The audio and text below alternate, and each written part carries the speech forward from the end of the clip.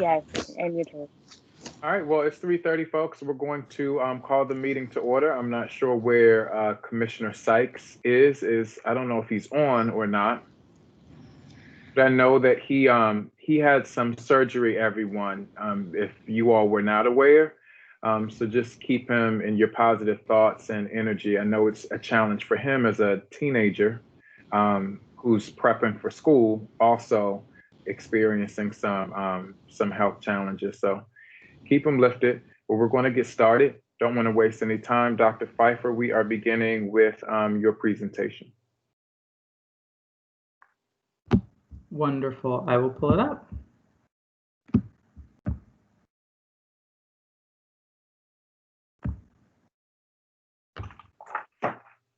Terrific. I hope everyone can see this.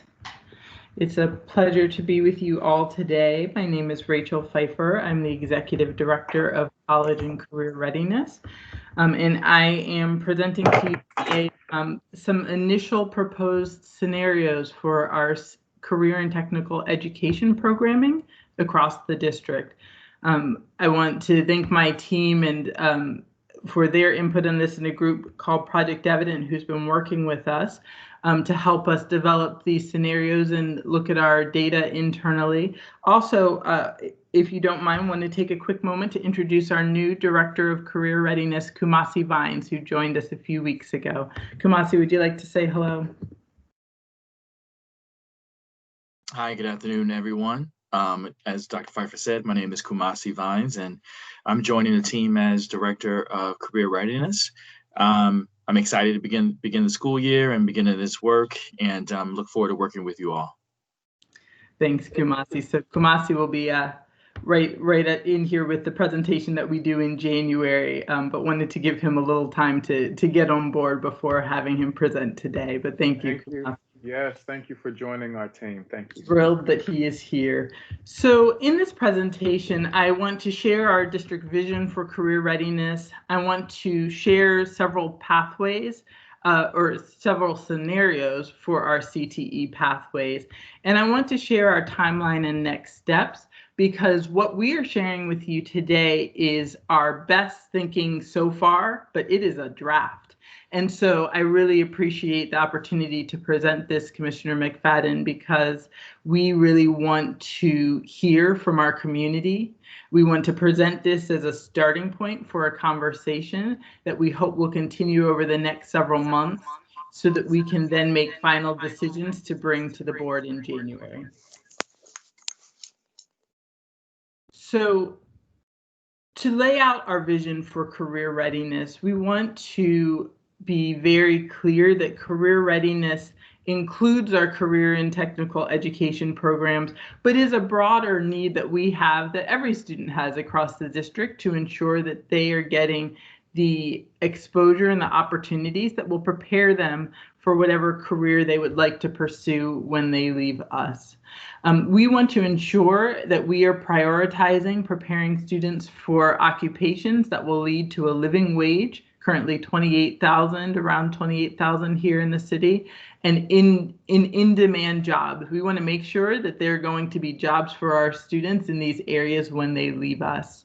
We also want to ensure that the programming that we're providing is both relevant and rigorous. And you see there, we want to make sure that we're aligned with industry expectations. Things change in industry so quickly, and sometimes we can be a little bit slow to adjust to what employers are looking for. So we want to really work closely with employers in order to be able to ensure that we are preparing our students for the right content. We also want to ensure that we are adding depth to our learning experiences, and we're integrating work-based learning in a greater way, and we'll see that over the next several years develop in a greater way, so that there's a greater level of rigor and depth of experience that our students receive. We also want to ensure that we are able to communicate or to provide CTE offerings and career readiness across the board to our diverse group of students. We know that we have a variety of diverse learners. We've noted here both English language learners and students, I would note, with disabilities generally, whether they have an IEP, whether they have a 504, we want to make sure that no matter where a student is coming from, that they will be able to get access to career readiness opportunities, and that those opportunities are available across the city. We also want to make sure that we're using our resources really effectively, and that we're doing so in a way that's supportive of what schools are trying to do, the ethos that they're trying to develop at their schools as well. And our schools really are a part of this process. And so I'll share in a moment how we've shared much of this with teachers and principals, and we'll continue to do so, just as much as we want to hear from students and families as well. So when we look at the current landscape of our CTE programming, part of what we recognize is that the current path that our students are on is not one that is leading to completion with certifications for many, many young people. And so we want to ensure that our students progress in a way that helps them earn a living wage in this pathway that they're choosing. And part of that is being able to move into not just being enrolled in a course, but being a concentrator, completing those two first courses in a 4-course pathway. We want to ensure that students are completing by finishing the 4 courses of their pathway, and that they're getting that certification that the industry recognizes as something that's valuable in hiring. As we made our decisions and our recommendations that we're presenting here today about, what we would put in these various scenarios, part of the data that we looked at was looking at labor market demand and alignment with in-demand occupations, and we looked at the wages that those occupations paid. So we did this pathway by pathway. You see here in this example that we started on the left looking at our various pathways. We then looked at occupations tied to those pathways. One of the great parts of this process was that we sat down with our teachers and they actually said, hey, there are other occupations you should be looking at as well. And so we were able to kind of shape that along with them, and then look at employment projections over a 10-year period to see in the city, the county, and in the state what growth or what declines we saw in various occupations. Then we took a look at what education level was required to get into each occupation at the entry level. For some, it's a high school diploma or high school equivalent. For others, it's an associate's degree, and for some, it's a post-secondary credential. But we wanted to make sure we got that information so that we could understand what we were setting our students up for when they enter a specific pathway. We then looked at entry wages in these various occupations, and we did that in reference to $28,000 being the living wage. We saw that some occupations were leading to higher than $28,000 while others were not. And we took that into account for every single CTE pathway that we have. We also looked at enrollment. In some cases, we are seeing a declining student demand. We actually know that as a district, our high school population and our enrollment overall has decreased over the last several years. And so we want to ensure in doing this that we can use our resources as efficiently as possible and making sure that we have students who want to be in the programs that we are offering. And so we considered that as well in our recommendations. We also looked at certification rates. We looked at how students were progressing across their pathways, and we looked at how they were meeting the industry standard in terms of getting that credential. And we did it school by school in each of our pathways so we could understand what was happening at each school. With all that data, we also then looked at our community conditions index map. Now, for those who may not be aware, looking at this map here, what you see is that there are areas of our city that have experienced historic disinvestment, really, historic low investment. And we, as a district, have used this map to help us think through our placement of programs so that we can make sure that in areas where there has been low investment over the years, we can now provide more investment to the young people who live in those areas. And so what you see here is a map of our current programming. And the larger the circle, the more programs that are there. And this is where we currently are right now. So as I mentioned at the very beginning, we are deeply committed to engagement in this process. The reason why we're bringing this as a proposal for feedback as opposed to a final decision is because we want to hear from our various stakeholders. We want to hear from students and their families. We want to hear from our teachers and principals. We want to hear from alumni. We want to hear from our elected leaders. We want to hear from employers as we move forward with this. And as we're doing this, we recognize that the pandemic also makes it a little bit more complicated to be able to get information out. So we wanted to extend the amount of time that we have to get feedback from people. So we will not be making any final decisions until January, and we have the next several months to engage with our community to hear your voices on what I'm presenting today. At the same time, we'll also be meeting with our internal district offices to discuss the feasibility with our facilities office, with our finance office, et cetera, to ensure that we can actually do the things that we have proposed. And again, the final recommendations will be coming to the board in January. So as I mentioned, we already started to do some engagement. We engaged with students and heard about their experiences in CTE, understood how they chose, a little bit more about how they chose their pathways, what was working for them, what was not. We also spoke with teachers, and we've had several different ways that we've engaged with teachers, both in large group settings and then in smaller groups by pathway, so that we could hear their very specific experiences with their students in the classroom to understand and really provide more color around the data that we were looking at. We also have engaged with principals, both in terms of just understanding their values, whether they wanted to see more programming that led to a living wage immediately after high school or led to a living wage after completing some type of post-secondary credential. We heard a little bit more from them about some of their thinking on CTE as well. And we will continue these conversations. As you see on the right-hand side, these are ongoing conversations that we want to have. I mentioned alumni earlier. We know that we have many alums across the city who have both a commitment to their schools and really great input that they could share with us about what worked or didn't work in their experience, and we want to hear from them as well. So this is an invitation to further conversation.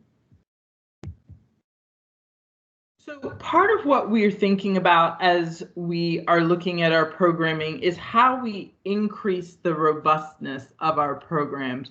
We don't want our CTE programming to be spread so thin that it ends up being a mile wide and an inch deep in terms of what students experience.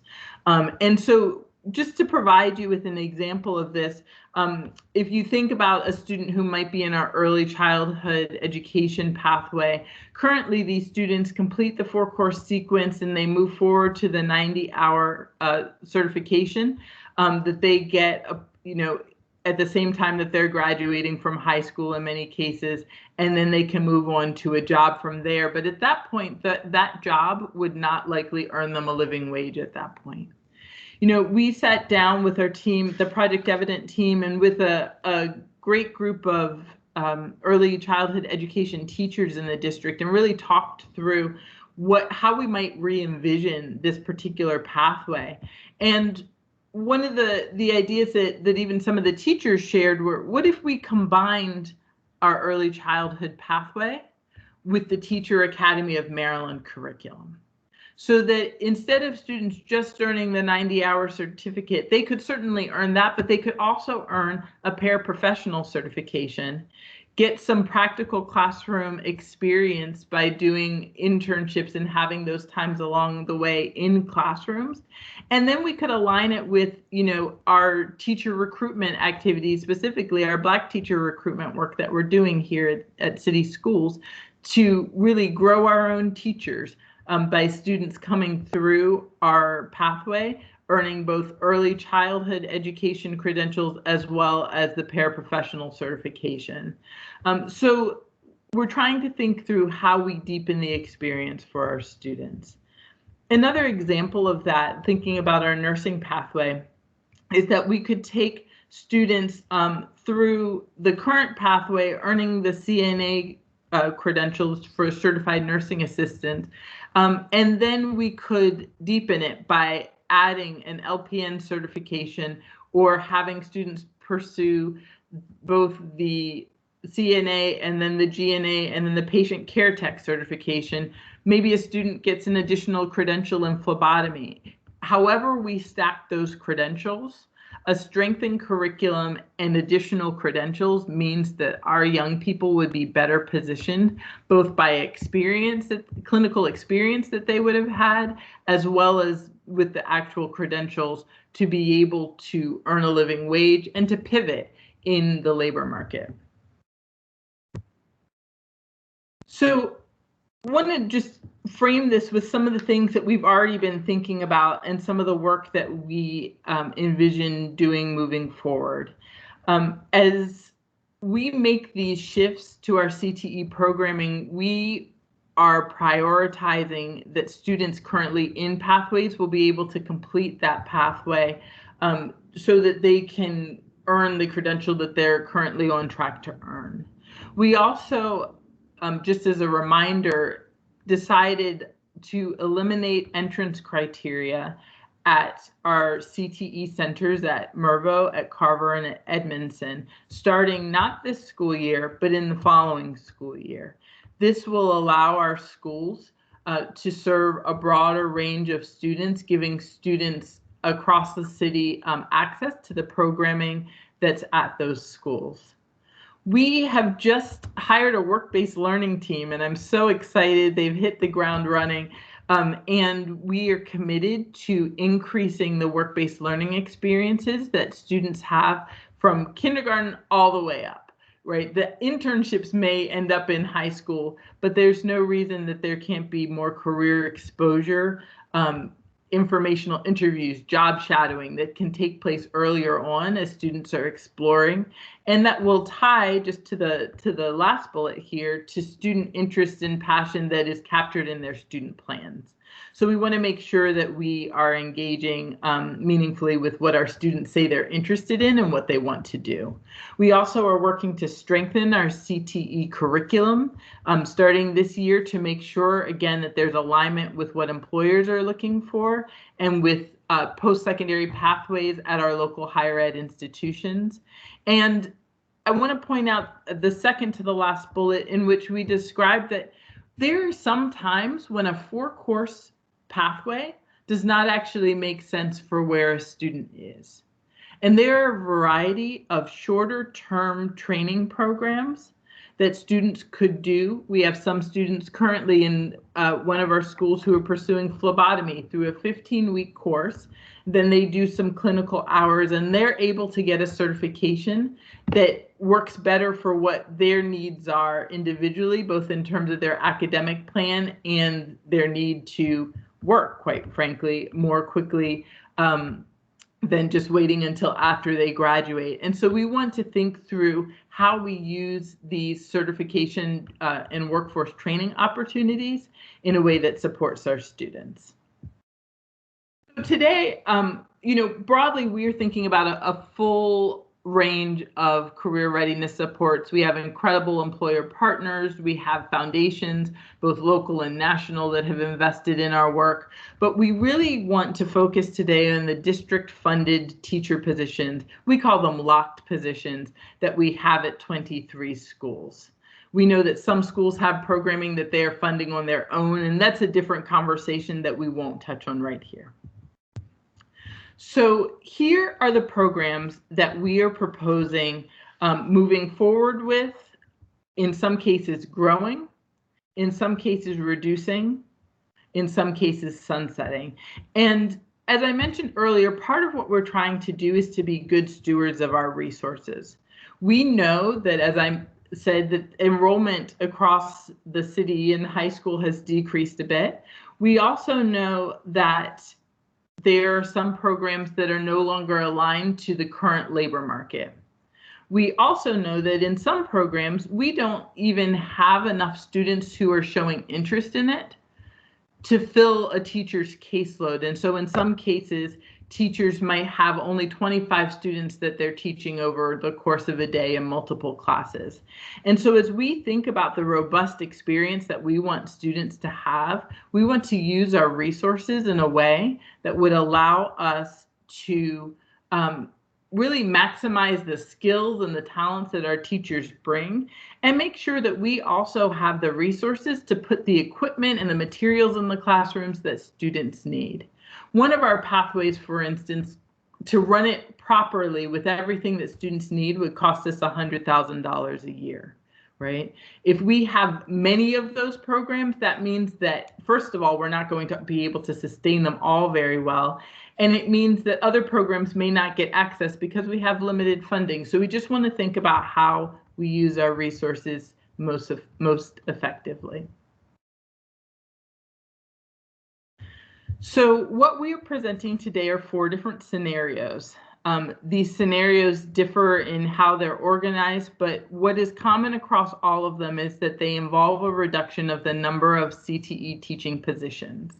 One of the things that I want to be clear about is that because a number of our programs are under-enrolled, we are actually able to still increase our enrollment in our CTE programs, even with the reduced number of positions, if we use our positions well. And that's part of what we're presenting here today. With some of the funding that we would have if we reduce some of our positions, we would then seek to increase the robust nature of our programming to make sure that students have the facilities they need, that they have the equipment that they need, that we're not asking our programs to run on a shoestring, essentially. So I'm going to walk you through these scenarios.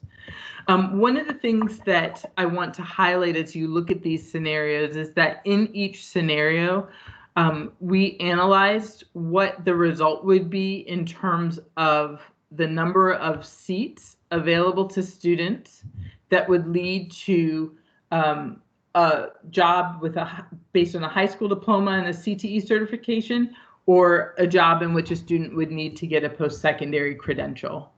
We also looked at, excuse me, whether students would be able to pursue an occupation from that pathway that would lead to a living wage, or that would not lead to a living wage. And so this is part of what you're seeing here. So just to walk you through the columns, you see our current enrollment.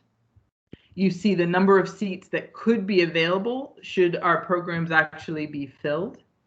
And then you see what each of the different scenarios lays out and how they would shift in terms of the number of seats available based on which scenario we move forward with. So in the thematic scenario, which I'll run you through in a second, you can see that we have we increase the probability of students being in programs that would help them earn a living wage.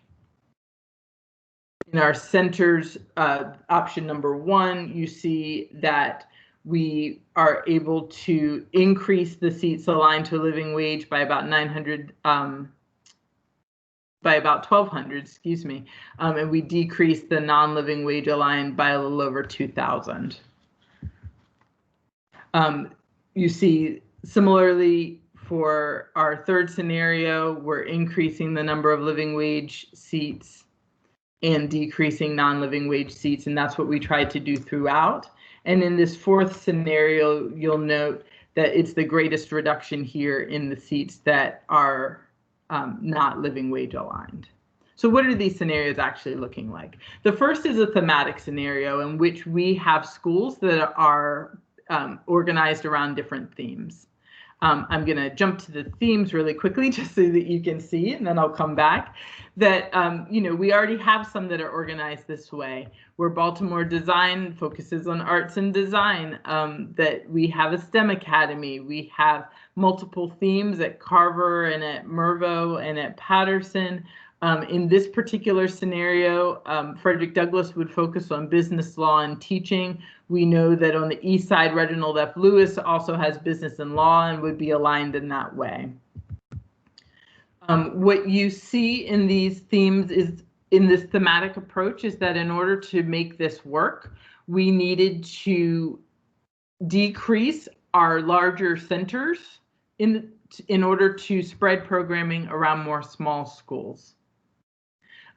Also in this approach, Reach on the east side of the city gets more programming, and programming is shifted from Mervo.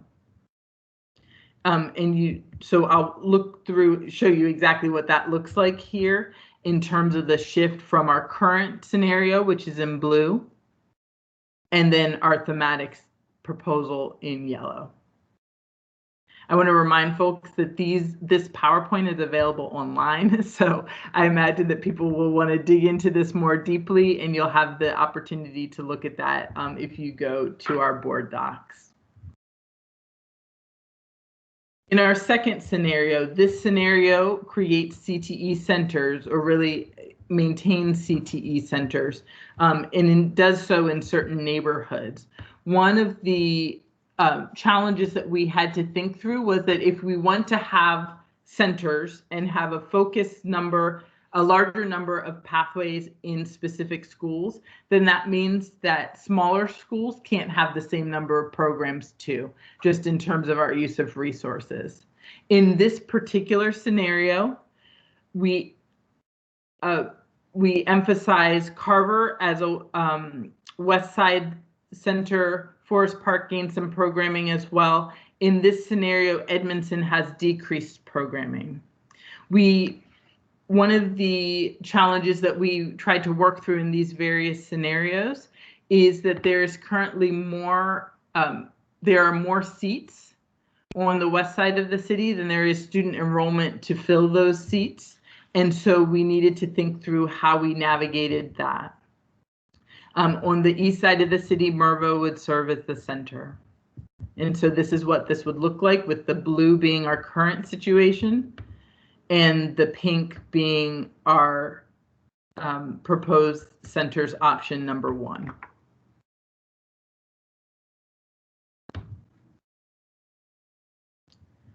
If we shift to our third scenario makes Edmondson the center for the west side of the city instead of Carver. And this scenario increases offerings at Mervo, at Edmondson, at Patterson, and at Forest Park. And I'll show you what this looks like here, with the blue being our current scenario and the kind of green aqua being the scenario 3, which is our second centers option.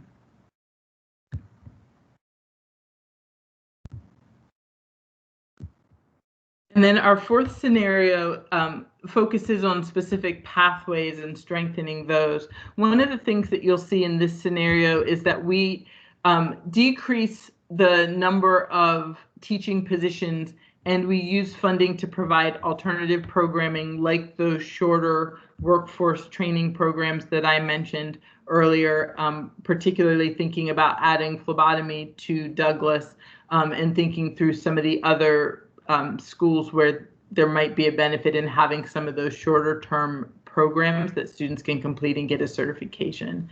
This pathway also adds entrepreneurship to our culinary and cosmetology courses that currently lead to lower wage occupations, but with entrepreneurship and business embedded as a core part of the course, With students actually getting certifications in those areas as well, we hope to be able to support students toward a living wage in those pathways. In this scenario, Ben Franklin in the southern part of our city becomes a construction center.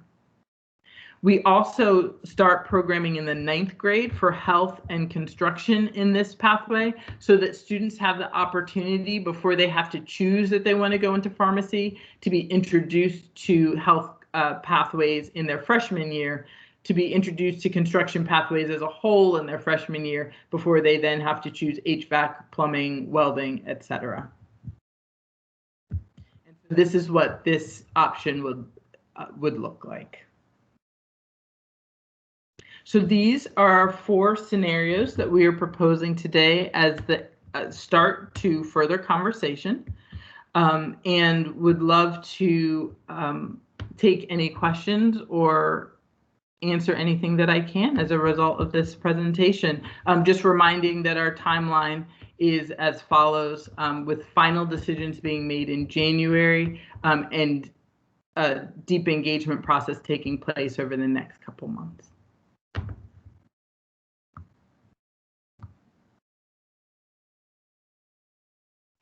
Thank you, Dr. Pfeiffer. Quite a bit of information to synthesize, so I appreciate your time and your team's time in putting this together. Would you refresh, before I ask Commissioner Roberts for questions that she may have, would you refresh us on the audit that was done for CTE? Absolutely.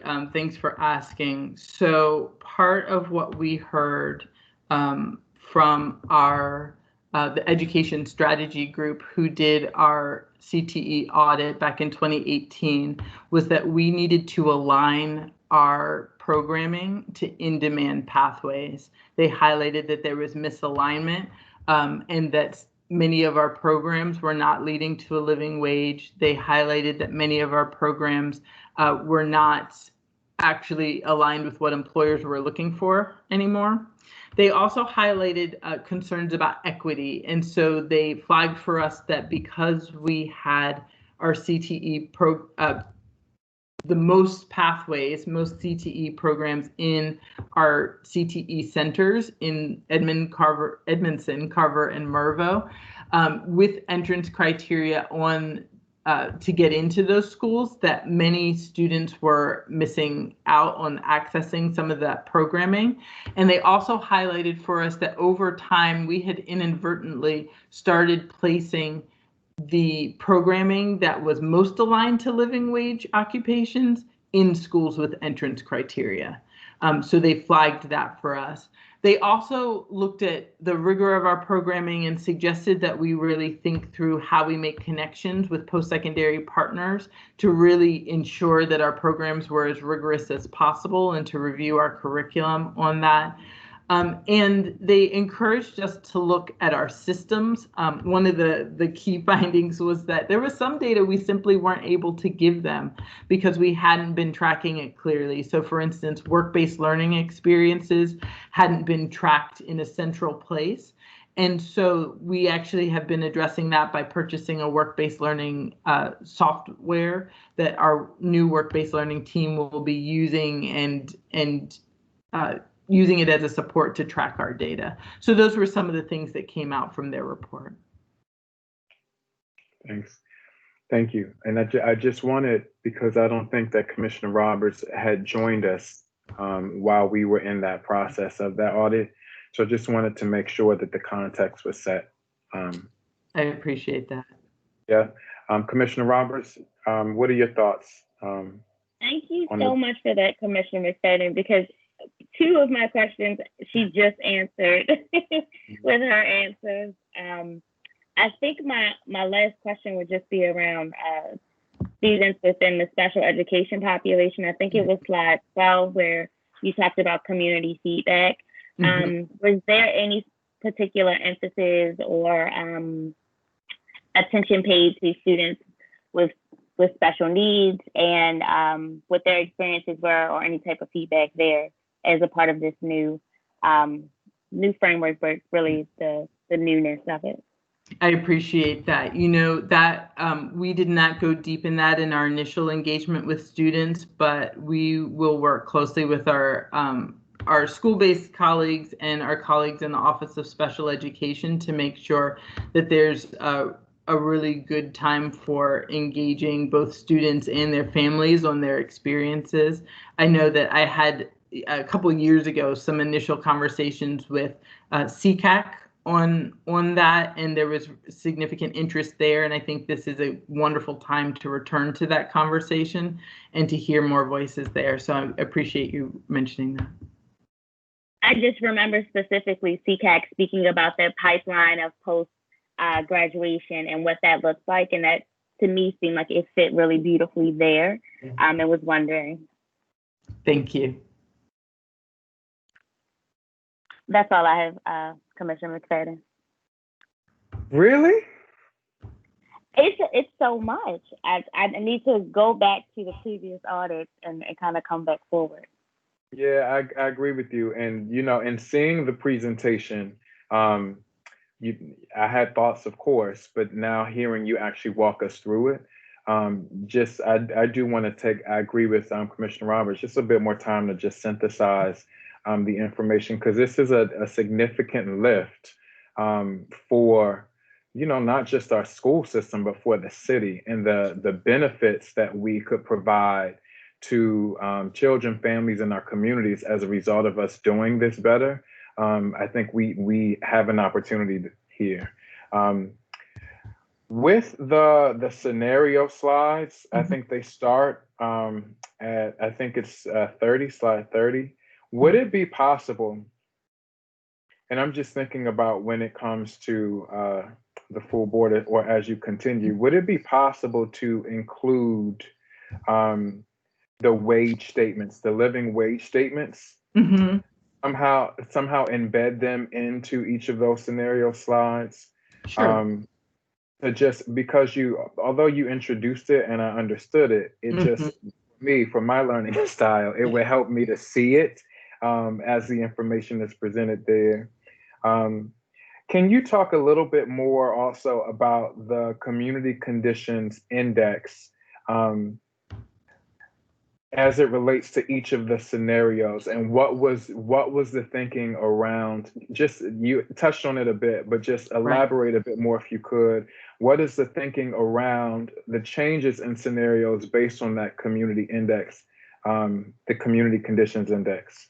Absolutely. So part of what you see in some of our scenarios, particularly just to highlight in scenarios on the east side of the city where REACH got more programming than it currently has.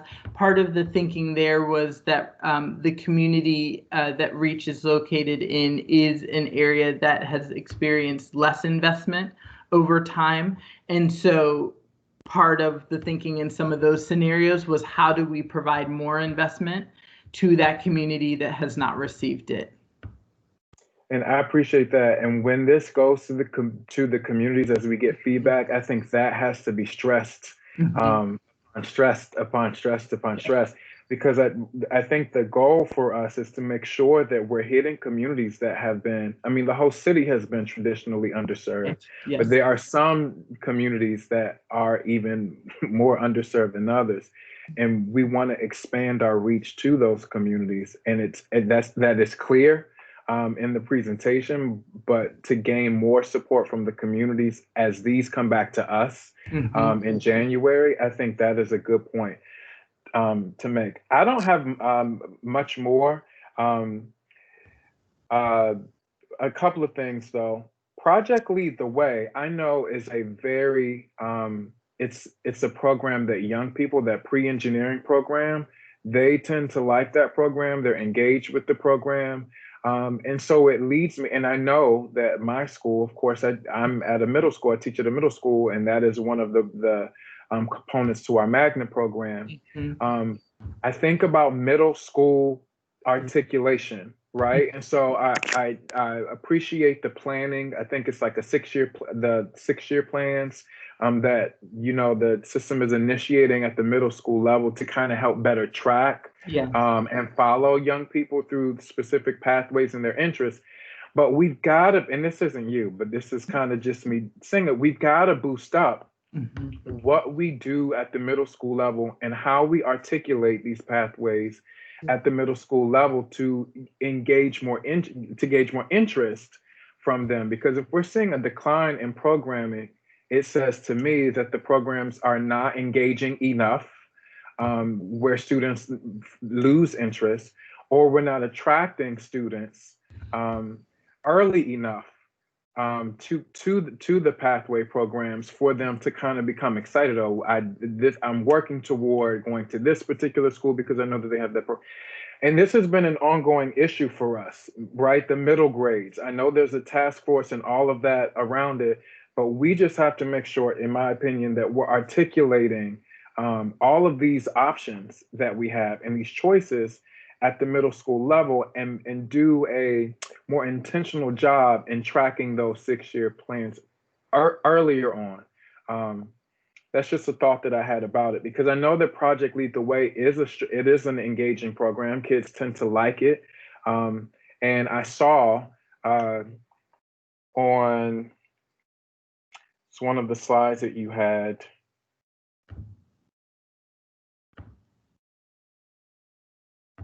It is slide 22, where you list the sunset, the reduce, the consolidate, the maintain, and the grow. And I just saw that, the Project Lead the Way, both the pre-engineering and the biomed one, it's just being considered for that reduction or the consolidation. So it doesn't seem like it's going away, but we just have to rethink the way that, so I understand that. But middle school articulation, I just want to keep stressing that more and more and more and more to everyone. Like we've got to do a better, and I get it's tough, but we've just got to do a better job with middle school articulation to gauge that interest a bit better. And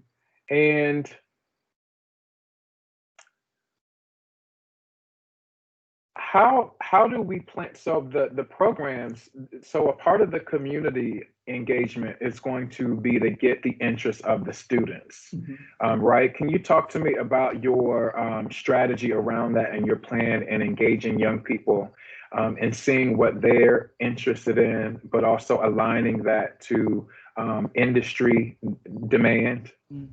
Yep, that's a great question. And I would say in part is still in development, but one of the great opportunities we had was actually going into middle schools, right? And taking some time in classrooms to talk to students. Again, the student plans end up being a great conversation starter in some ways for these, because they're oriented towards students thinking about what they enjoy doing, right? What they have fun doing, what piques their interest. I think the other piece that we need to get better at, and we need to think about how we engage both in kind of town hall settings in this next couple months and in focus groups with students as well, is how we talk about our programming. There's a lot of confusion sometimes because even CTE, right, can be a pretty opaque kind of, if you're not familiar with it, you don't necessarily know what anybody's talking about.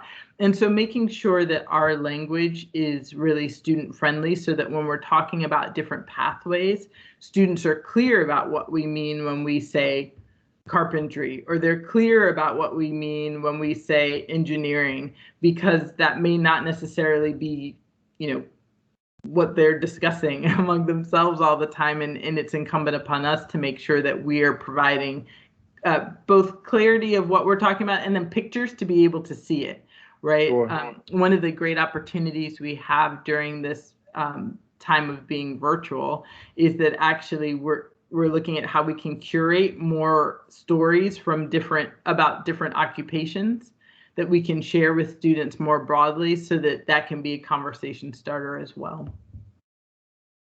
I appreciate that. I was going to ask a question about something, but I don't want to go back into the past, because that would have been a question pre the audit. So I just kind of want to leave that there since we're moving forward. And then two final things. are business ed components embedded into all of our pathways and programs? Right now, they are not. It's definitely something that we are considering. We actually did some great work with the Network for Teaching Entrepreneurship in the spring when everything shifted online. We opened up those opportunities more broadly. One of our scenarios, as you saw, actually embeds those classes for our culinary and cosmetology students. But we definitely have heard great interest from teachers across pathways, so it's something we'll consider. Great. And then finally, I would like to see, if possible, I know that we have the Community Conditions Index. I would like to see a breakdown by demographics of our students that are in the program. And I'm sure that you have that somehow. I would like to see it. And I'm specifically thinking about our Latino and Latina students and how they are being engaged and how we're articulating, specific all of our pathways to them. I would like to see it, just to have my eyes on it. Mm-hmm. That sounds good. We'll get that to you. I know we have it by cluster, and we can see whether we can get it by pathway. I appreciate that. And even by school too. Mm-hmm. So what students, by school, the schools that are listed. I'm just curious to see what that looks like. But I appreciate Commissioner Roberts. Anything else? Anything additionally? No, sir. Anything great? Anything else from the team that anyone else may want to add? I know Dr. Pfeiffer is your fearless leader, but there may be something else that some of you might want to add. All right, I appreciate you, Doc and team. Ms. Jackson, it's great to see you again on with us. But thank you for the work. And we look forward to seeing how the engagement process goes along throughout the rest of the fall and what comes back. And if possible, I would be interested in sitting in some of those community sessions or listening also. So if that info could come to the board office, Absolutely, that would be helpful. I appreciate that, Doc. Thank you all. For asking. Appreciate the time.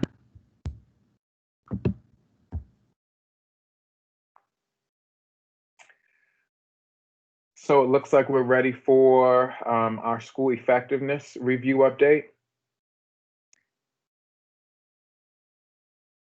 And is that Chief Jones? Is Chief Jones joining us, or is that going to be someone else? It is the SER team. And it will be the SER team presenting. So while they're pulling up the presentation, I'll just provide a couple of opening comments. Well, Dr. Jones, I just want to say hello. I haven't seen your face in a while, which is why I asked if Dr. Jones was presenting. If Chief Jones was presenting, forgive me for maybe putting doctor in front of it will be soon. But I just also wanted to say that while you're here in this presentation, I know that the written update around turnaround was provided to us with CSI and TSI, so we may just have a few questions after this presentation. I just wanted to give a heads up on that. Okay. Thank you for letting me know. I'll also check with some of our other colleagues that work in the academic and schools office around that so that they might be available depending on the nature of your questions to address them. Thanks. Absolutely. So good afternoon again, everyone. We are really excited to have some time with the Teaching and Learning Board Committee and with the public to talk about our school effectiveness reviews. We have members of our school effectiveness review team present today to share an update with how our work continues to evolve. We've also included a written report that provides more details about the actual reviews that were conducted last school year. So at this time, I'm going to turn it over to Catherine Toller, who's going to get us started. Catherine, the floor is yours. Okay, good afternoon, everyone. Can everyone hear me? Yes, we can hear you. Okay, awesome. All right, my name is Catherine Toller, and I am a member of the School Effectiveness Review Team. I am here this afternoon with my colleagues, Mona Kajawi and Reginald Trammell, And we are here also with our director, Chris Wan, and of course, our chief, Teresa Jones.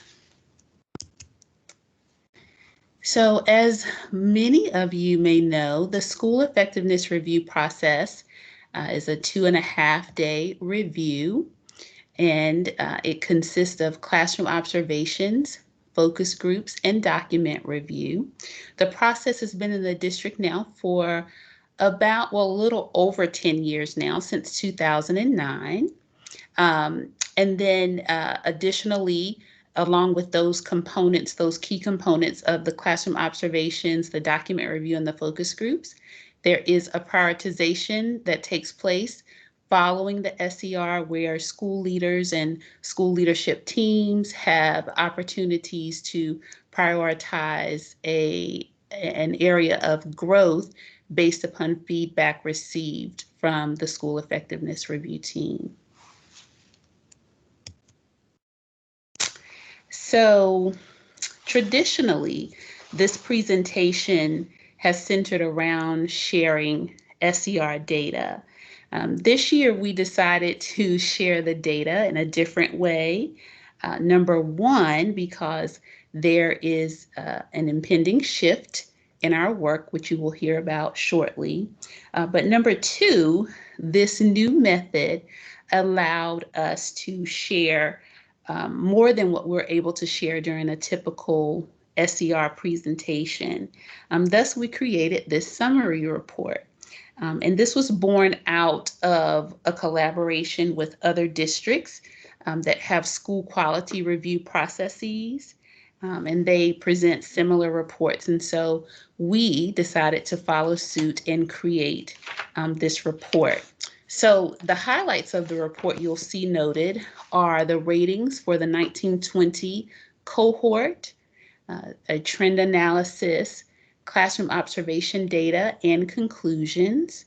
And just quickly, just to elevate areas of strength noted in the report. And you'll see the areas of strength noted throughout the report, discussed at the key action level. So positive relationships between students and teachers, and those results come from our classroom visit tool, staff development, key action 2.2, collaboration with families and community partners, key action 3.2, and leveraging human resources and time, key action 4.2. The areas of growth noted here are in the conclusion section of the report, and we noted those there because as we kind of delved deeply into the data, we noticed that those areas of growth have continued for some time. They've continued to emerge as areas of growth.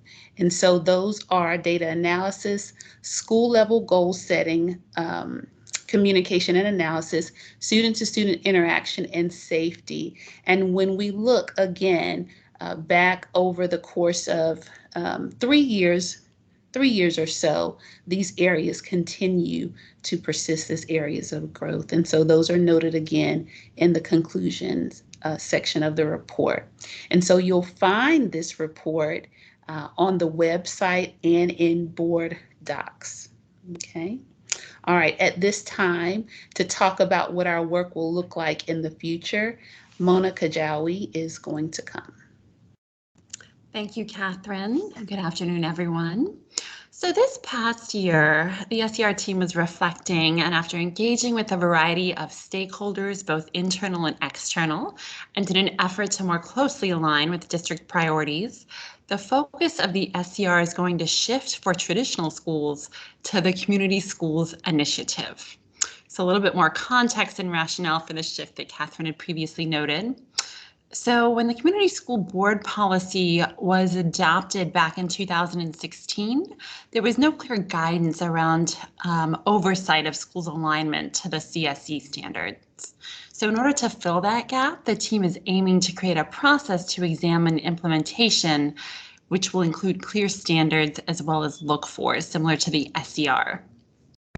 So in terms of our process for developing a new protocol, the team researched both national standards, which we've noted here from RAND, as well as IEL, and then also reviewed a variety of local resources from the district,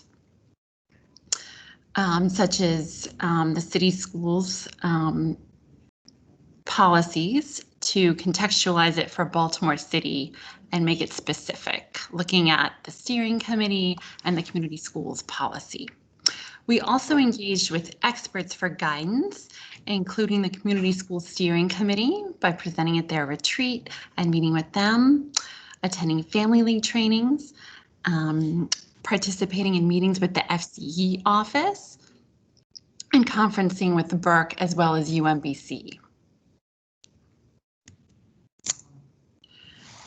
So in terms of the purpose and outcome, you can see it's similar to the SCR in terms of providing both formative feedback that will guide planning efforts, both short and long term, identifying needs and informing professional development, and also summative results that will be shared with the Office of Communications, Engagement, and Enrollment, as well as the school board, to include a high-level trends analysis with data aligned to district and state goals and priorities. So in terms of the development of the community school standards, they've been organized into pillars similar to the SCR domains, as well as key actions and indicators. So you can see the pillars here, which include integrated student supports and expanded learning opportunities, family, student, and community engagement, strategic partnerships, action planning and evaluation, and funding, sustainability, and advocacy. And on the next slide, you can see in more detail what the key actions under each of the pillars are.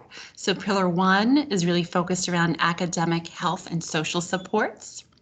Pillar 2 includes things like student voice, input on decision making, and communication and relationships between schools and families.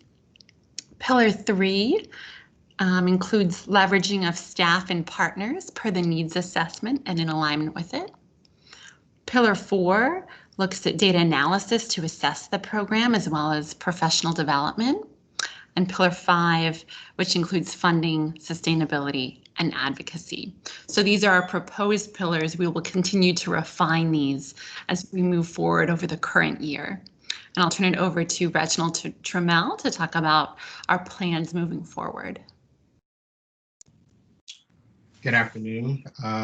So as was mentioned, the Office of Achievement and Accountability is working in concert with the Engagement Office to modify the SER protocol to support this community schools initiative.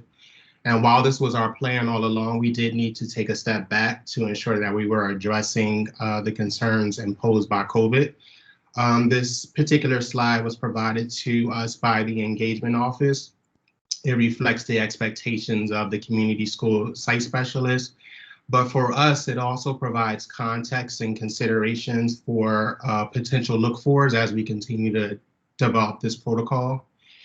Essentially, the community school specialists are charged with building relationships, not only with school leadership, but with the school community at large, to implement and evaluate the community school plan, which offers resources such as fostering learning opportunities at home, aligning community partners with school needs, coordinating virtual school events to support family engagement, and also conducting home visits. Next slide, please. Here we are offering 2 plans which are contingent upon when in-person learning resumes.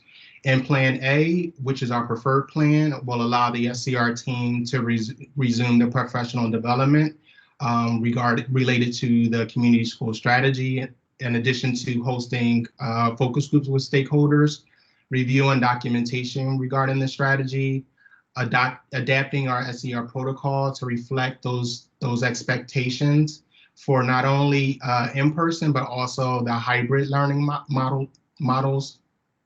And then to initiate a pilot, we would then use that information to ascertain through the pilot to adjust our protocol over the summer, and then do a full rollout of the community school quality review in the year 21-22. Plan B contains all of the notes under Plan A. Plan B comes into play in the instance that we're delayed beyond projections and unable to use the hybrid model long enough to conduct a meaningful in-person review. But in short, we would initiate the pilot in school year 21-22 and then do a full rollout in 22-23. Next slide. So this is the end of our presentation. Here are contact information, but we do want to open the floor for any questions if there are any.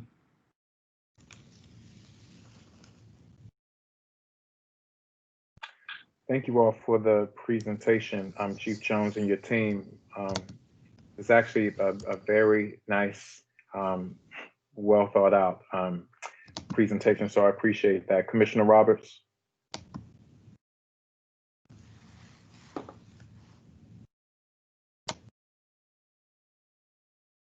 The mute button is not my friend.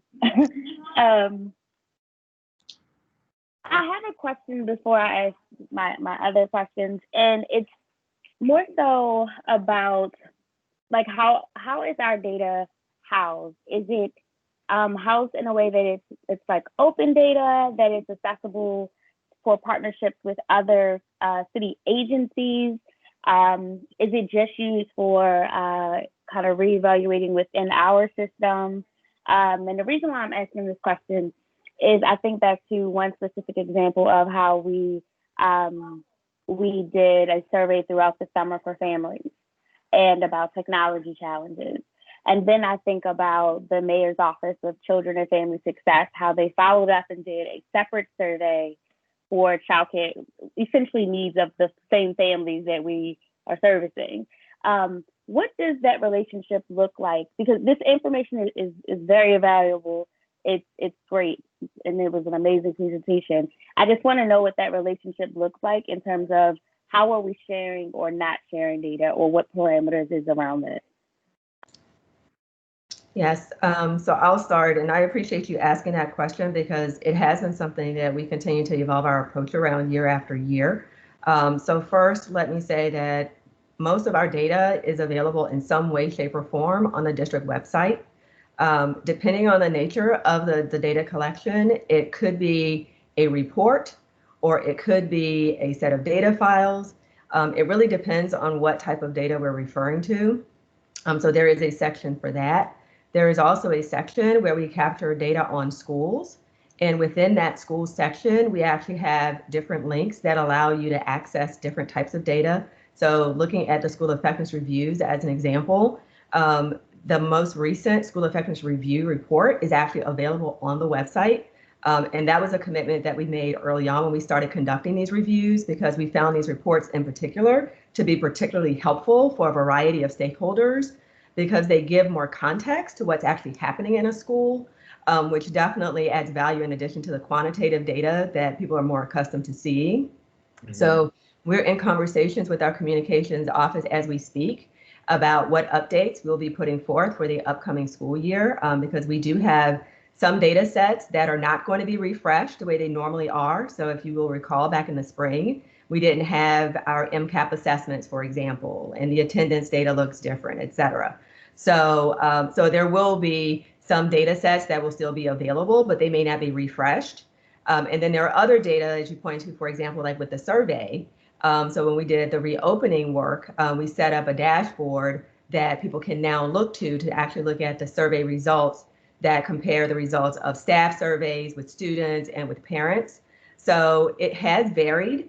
And that's part of the reason that we've been talking about what should it look like going forward, because I think particularly with our reopening engagement activities, it has really given us reason to really be thinking about like what are better ways to make sure that people can have access in a way that makes it user friendly.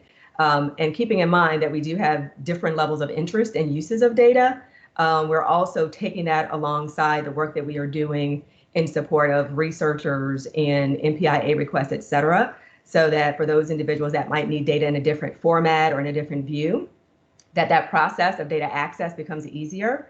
Because in some cases, the data will be just immediately available and you can just click on the website and find it. But there are times where there might be a different level view of the data that they might need to request. So we've been working through some process improvements there so that we can be able to address those needs as well.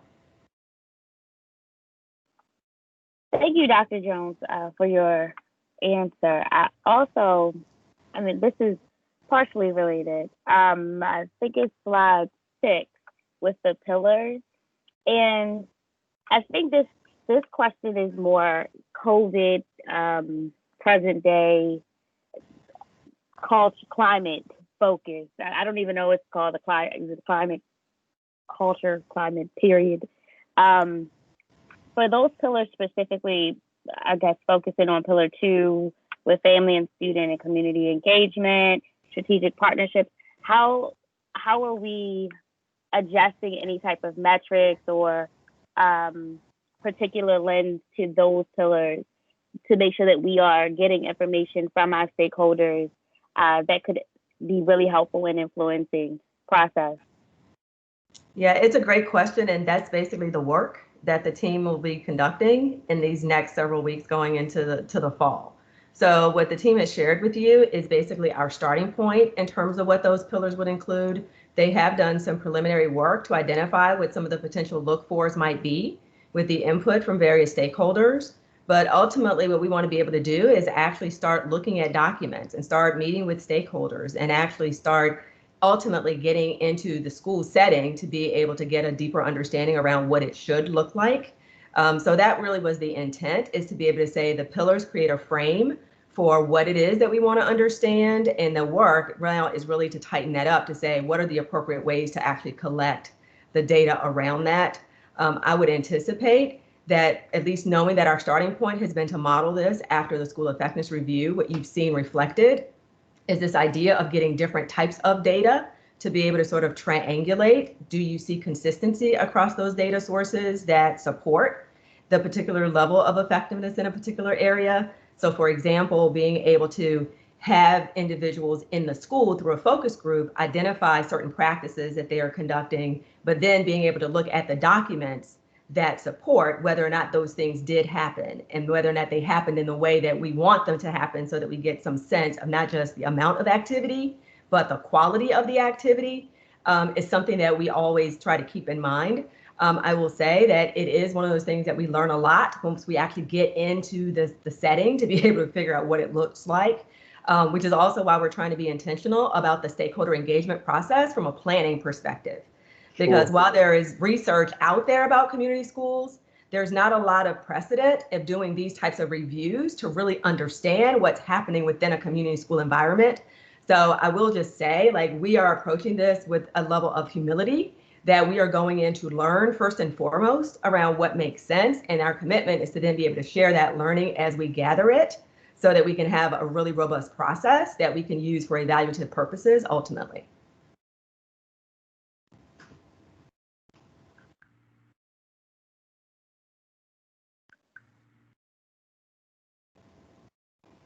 You keep muting yourself. I don't know what you're saying. My computer has a delay. I'm not. Thank you. Thank you so much, Dr. Jones and team. Thank you. Yeah, Chief Jones, and in that process, Chief High Cupboard, I see your hand. In that process, what do you need to support gathering that in regards to, the community schools and us, really figuring out if those schools are supporting our drive to increase student achievement? Because that's something else that I wanted to just throw out and discuss. As a result of the SCR process and us looking at the community school, the community school quality review moving forward, how is that then being translated to increased student achievement at our schools? Because it's one thing to have the information, and I might have mentioned this last year, because it's probably something that, but it's one thing to identify where we are, but then for me, we've got to make strong and big impact with our young people, and we want to see our schools in general, just increase their data, increase what they're able to offer and do for our young people in a way where they can thrive. Our young people can thrive and live successful lives. Yeah, I'll provide some comments and then I'm going to turn it over to Chief Hike Hubbard. I know she has her hand up and she might want to speak to this point as well. So first, let me say that part of what we're attempting to do is not just stand up this kind of a review process as its own separate entity, but to sit alongside the other types of data that gives us a more comprehensive understanding around what's happening in schools. So your point around being able to make that connection to student outcomes, being able to see what impacts are really being advanced is a very important consideration by far. One of the challenges that we're going to have to work through, particularly in this upcoming year, is the availability of the types of data that we have typically used to measure student outcomes. And so one of the things that we are working through is, in the absence of having some of the traditional data, what are the proxies that we might be able to use, and how might we be able to responsibly use some of the formative data, for example, to give us an indication, knowing that that was not its designed purpose to be able to evaluate outcomes in the way that we might like. So I will say this year in particular is going to be particularly tricky when it comes to looking at data, and it actually extends back to last year. So with the disruptions that we had partway into the 1920 school year, it makes it really challenging to make sense of what the data we might get in the 2021 school year might actually mean, because the way that we are actually educating students is changing so dramatically.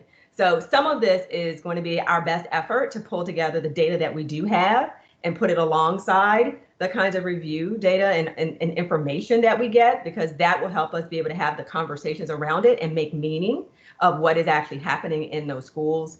I will say, I think one of the interests that has been longstanding is to draw the connections between the community schools activities and student outcomes. And so that there are limitations around where we have those examples in the broader research literature as it relates to community schools. So we're also sort of recognizing that we might be pioneers in some ways of being able to put this into a process that allows for that type of an understanding. And Chief Hike Hubbard and her team have really been fantastic partners with us of being able to think through, what does that mean in a district that has so rapidly increased the number of community schools? Because if you think about it, in most research settings, you really want to make a comparison between schools that are community schools and those that share similar characteristics but are not community schools. Well, our complete landscape has changed because we have so many of our schools that are now participating as a community school. So there also has to be a little more of a nuanced sort of sense of how do we think about what that means when we don't have those typical conditions that would allow for those types of research designs to answer the question more precisely. But we certainly think that there are ways that we can draw meaning from the data that we do have that helps us not only implement well, but also be able to advance the outcomes that we care most about. So given where we are, sure, but before that, Chief Jones, given where, no, go ahead, Chief. Go ahead, Chief Hike Hubbard. Trying to come on. Hi, everybody. Good afternoon. I raised my hand to say just what Chief Jones had said. So let me just add a couple of different notes to help answer your question. The first thing is I want to also thank OAA for the partnership and recognizing that we need to get this right. And given that we added 126 community schools we had 50 before, so 76 in a very short time period, it's really important for us to know how this is working well and what's not working, right? It gives us, first of all, community schools mitigate barriers for kids being able to participate. That's the basis where we're coming from, right? We are removing the inability for kids to function well in an academic environment by getting rid of the barriers that cause problems for our students and our families to engage effectively. So, but it's going to help us in the short term. Think about PD. How are we providing professional development to our coordinators to make sure that's the effective one, or implementation plans, or modeling at schools to make sure we have the right formula in place to really effectively implement the community school strategy.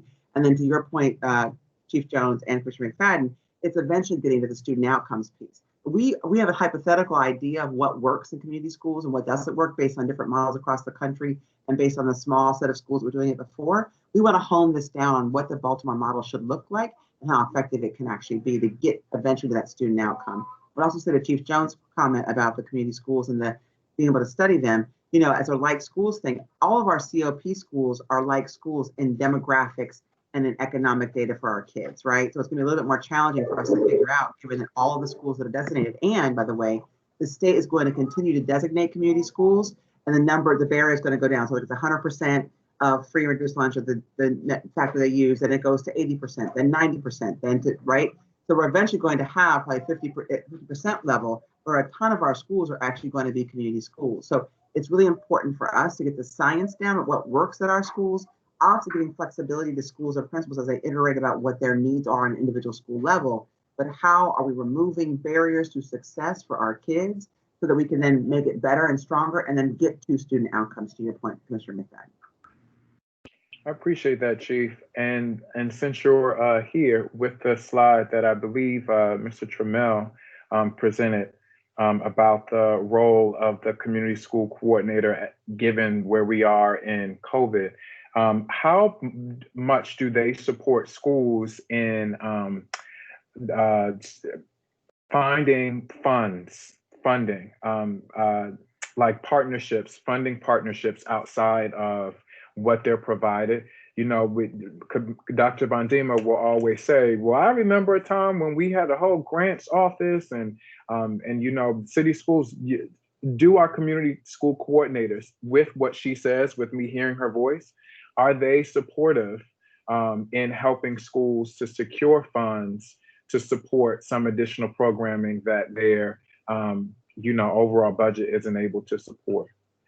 Yeah, certainly. So some of the coordinators or site specialists, they're called different things at different schools. If they're our coordinators hired by a district, they're called site specialists because of our human capital. And for our lead agency schools, they're called coordinators, just so you know the difference. It's the same job.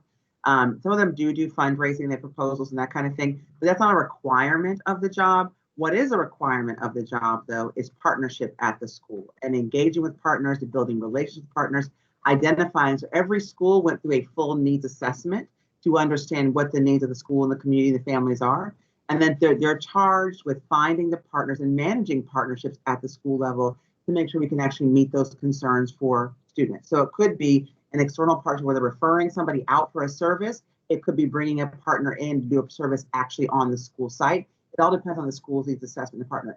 I will also just hit the little plug for our team. We did a PI portal just recently where we're actually cataloging, right, the partners we have at schools, so we better understand which partners are at schools, what work they're performing, how we're supporting them. We're actually going to be leading that into partnership effectiveness work. So we actually know, instead of schools saying, I have 400 partnerships, well, what does that actually mean for kids and how is that effective in practice? We're going to be doing a review of our partners to make sure, and coordinators will be essential in doing that to make sure they are effective partners in the work. I appreciate that, Chief. But I could go on all day long about how amazing the coordinators have been during COVID. Let me just say, like, they're my favorite people right now. Well, I know how they have been, you know, in speaking with several of our, you know, coordinators at several of our schools. I know how busy they've been. I know how involved they've been. I know how they put their boots to the ground to make sure that we find children and students, right, and keep connected. So I applaud them also. So I appreciate you for bringing them up. I know we have to move on, but Chief Jones, this is more of a futuristic thought and more of a philosophical thought that we may have to take, you know, beyond this meeting. But given where we are in COVID and the way that we have traditionally measured student achievement, where do you see us moving forward in the way that we measure progress and create student outcomes?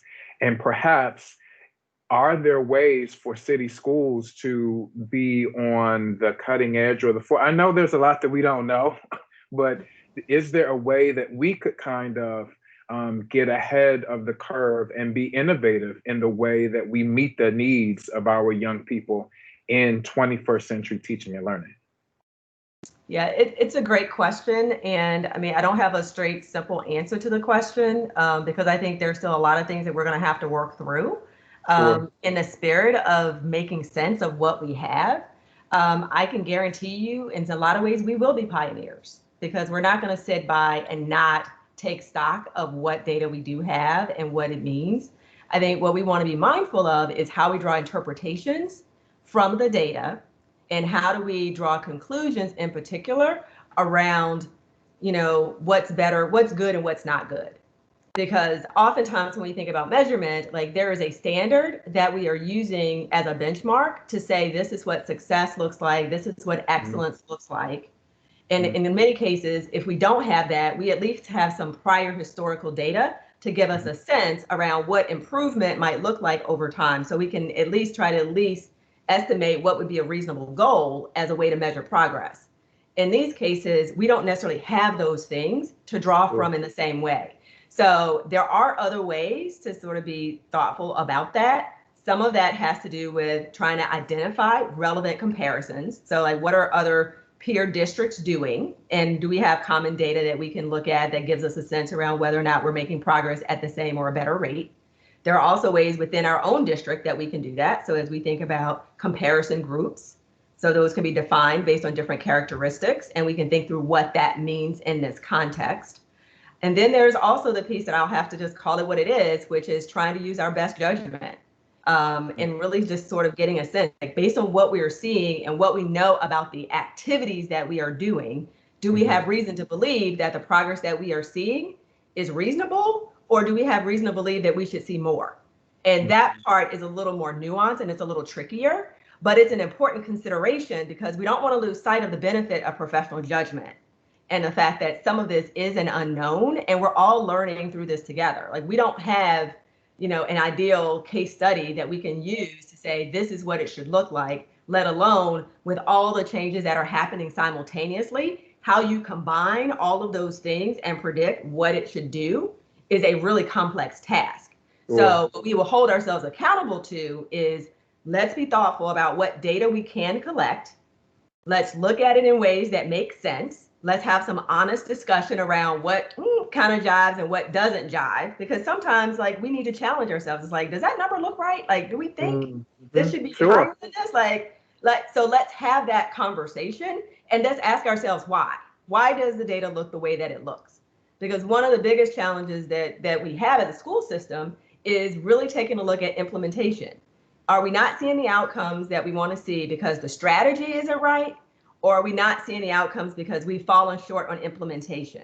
And we've got to be able to have the implementation conversations more frequently in order to make the adjustments to get to better quality implementation. Because to the extent that we have better quality implementation, then we can have greater confidence in our ability to say we know what works and what doesn't work, and that we know what to invest in as we want to scale up the practices that do work. So those are all of the things that we keep in mind philosophically as we take this task to heart, because it is going to be a different animal this upcoming year. And we've already, like I said, we've been giving a lot of thought to this over the summer as we looked at the data that we did have from the spring, as we've been planning for the reopening. Like all of these things that you're asking are certainly top of mind for us. What we're also just asking people to work with us on is like, let's have the conversation. Let's have the honest conversation. Let's have the push-pull. So if there are things that you're like, wow, like it would be great to understand how this type of data sits alongside this other type of data, we welcome that. Because anything that we can do to try to get a more complete understanding benefits all of us. We just want to be able to do it in a way that we can bring everybody alongside and make meaning together. Because we don't necessarily feel like we can just say, yes, we are the experts, because we don't have that research base to justify making those types of claims. Not to say we ever would have just rested on those laurels in the past, but it's even less true now. And so we just want to be open and honest with people about that. So again, I really appreciate the question, and I invite ongoing discussions with the board as we bring data forward in this upcoming year, because it's going to look different. It's going to look different. I appreciate that. And I'm glad this is recorded, because I wish we could put exactly what you said in front of our full board as we start to synthesize and analyze things as we move forward throughout the course of the year. Finally, just my question about the written update. Thank you, Chief Jones, for that. With the written update around CSI and TSI schools. So what we see is just the schools that were identified in, I'm just trying to pull it back up, in 1819.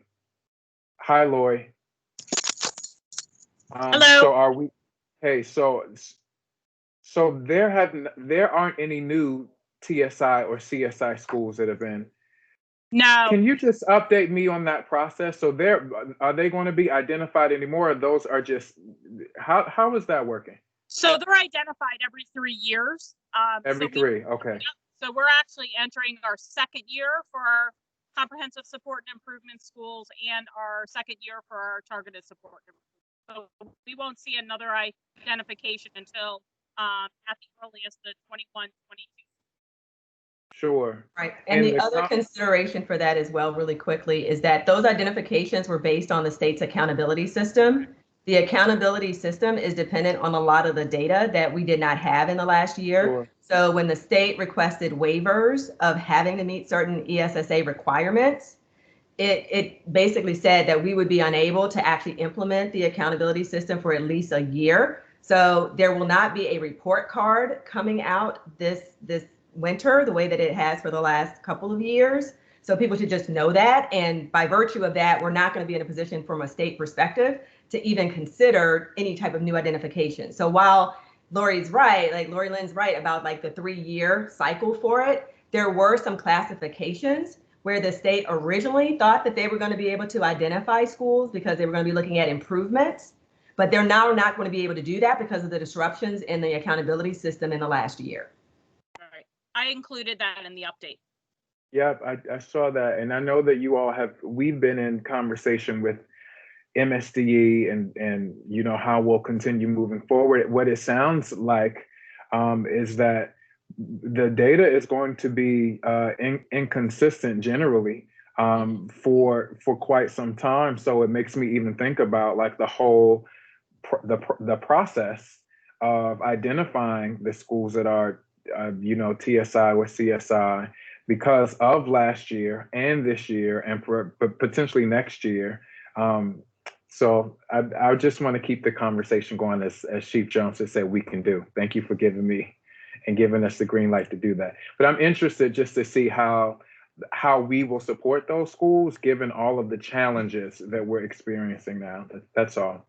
Right. And I will say really quickly, just related to that is progress monitoring plays an increasingly important role because we don't necessarily have some of those data. So one of the things that was afforded to us, obviously, with the CSI and TSI schools is that there is a level of oversight that the district provides in how we monitor progress of those schools and how we communicate that to MSDE. So I do just want to make sure that people understand that just because we don't have that accountability system in place doesn't mean that there is zero accountability. There is still expectations that we are reporting out how we are implementing our strategies, how we are seeing movement. Like we just have to be just more thoughtful, just based on our prior discussion. It's the same thing at the school level and how we talk about what is happening with those schools so that we are continuing to drive the improvements that they need. Sure, I appreciate that. I appreciate it. Thanks, Commissioner Roberts. Do you have anything else? I saw the head shake. Okay, I see you. All right.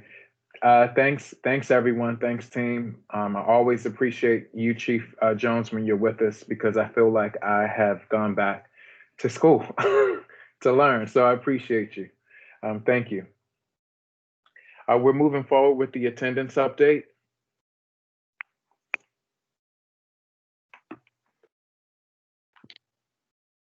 Good afternoon, commissioners.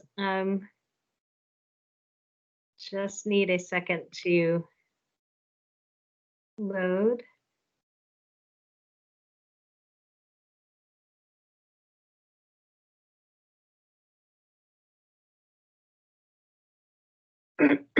Okay, can you see that all right?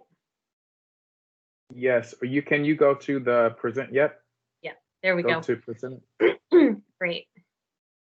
So good afternoon again. Thank you for having us here to talk about attendance. I am joined by my colleagues, Lori Hines and Sherry West Barber. So they will be here as well to help answer questions. But we'll go ahead and dive in. So initially, we just want to provide a brief overview of what happened last year before we look forward to the coming year. It was a strange year in many ways, including in attendance terms. It was a normal year in a sense up until it wasn't. So up until March 13th, regular attendance procedures applied. The MSDE reporting requirement at the end of the year reflected that. So our official attendance report at the end of the year was actually through March 13th. That said, we did actually continue to take attendance from March 13th forward, but we were trying very hard to focus heavily on student engagement and making sure that there was plenty of contact with students and families. And so the attendance record from after March 13th to the end of the year really reflects that philosophy and the attempt to be family and student focused in terms of engagement during the distance learning period. As a result, we essentially recorded that data through a variety of means, including tracking sheets and use of data that teachers had entered into gradebook. We also used a number of different means to then bring all that data together. We have that on file, and it can be pulled potentially for an audit, but you will not see that reflected in the end of year report that was submitted to the state. So a few highlights of the data. These were from the report that went to the state. So again, the attendance rate for pre-K to 12th grade increased by 1.3 percentage points. So that's a good thing. The habitually truant rate went down. So habitually truant means students who have more than 20% of their days of school documented. Apologies, Dr. Morin, your slides are not advancing. Oh, yep. Sorry, I don't know why. Let's see. From our end, it doesn't look like it's in presentation mode. Huh. That's weird. My end it is, and let's see. Let me just exit out for a second. Try again.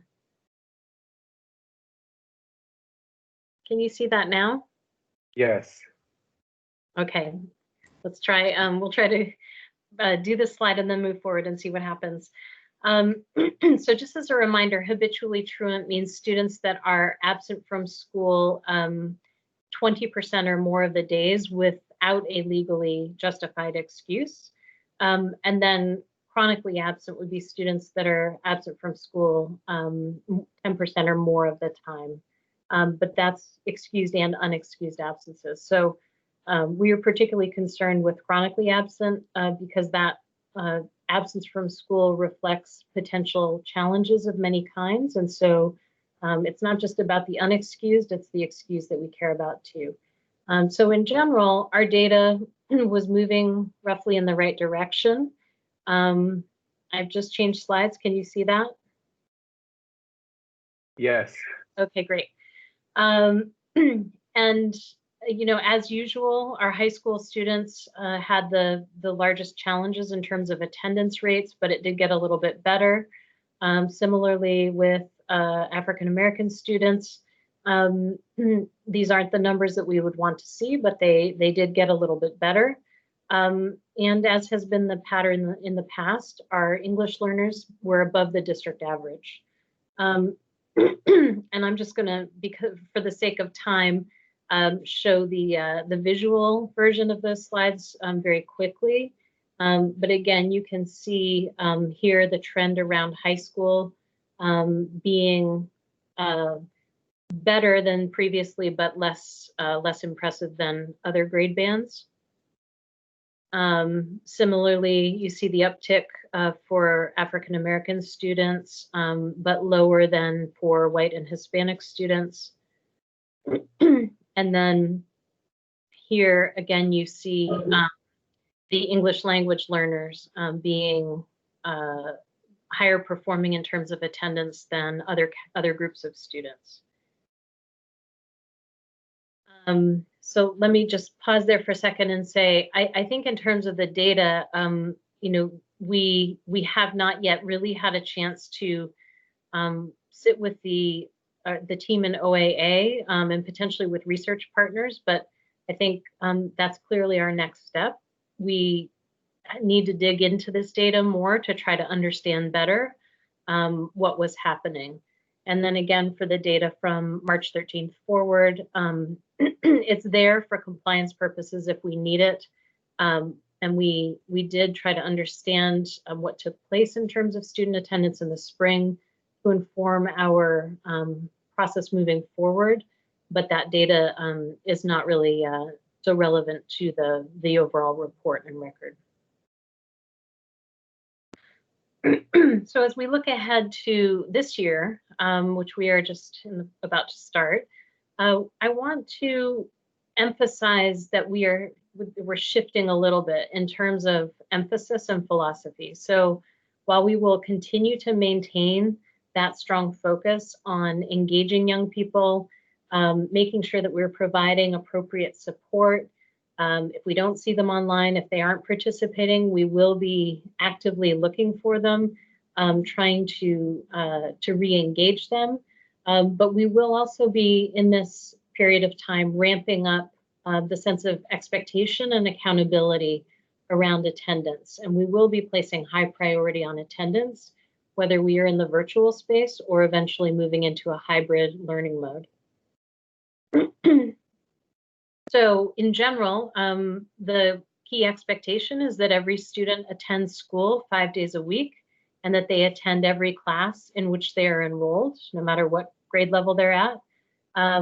We will continue to capture attendance at the elementary level with a normal sort of morning check-in.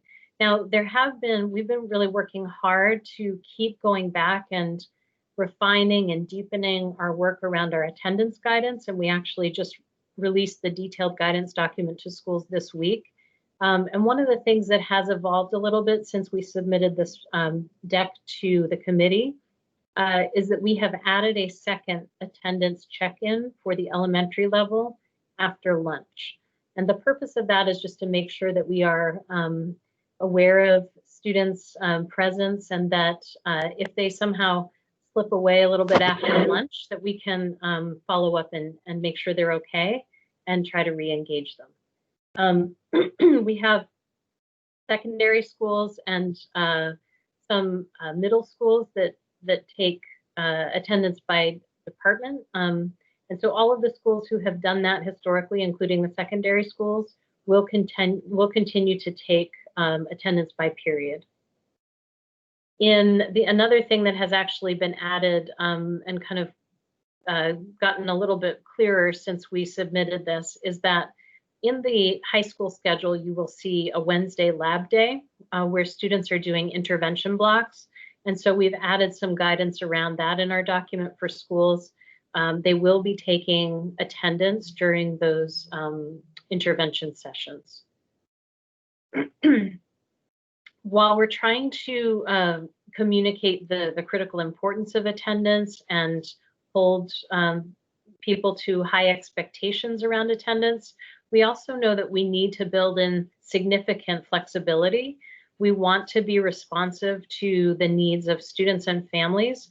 We know this is still, as much as we might like it to return to normal, it's still an incredibly challenging time. There are parents who may have to be out working. There are parents who are at home working and may have challenges in supporting multiple students who are trying to learn online at the same time. We have students who have caretaking responsibilities and jobs that conflict. So we're trying to also build in flexibility here so that if there are extenuating circumstances like that, then the family may communicate with the school and get written approval, be it for a particular day or even if it's on a longer term basis. They can receive approval from the school to participate asynchronously, which would mean watching a recording of a live session and taking part in learning activities outside of the regular school hours. As long as the student submits evidence of that learning by the next day, the same class period. So that day then would be counted as, the student would be counted as present as long as they submit that evidence of asynchronous learning. We have given schools a fair amount of leeway in terms of figuring out how they want to define what that attendance has to look like. But we've given them some examples and some guidance to help them think that through. It could be things like submitting an exit ticket after completing a lesson, submitting an assignment, or in another way demonstrating that the student took part in that learning exercise. So we're back to using Infinite Campus, which is our normal way of recording attendance.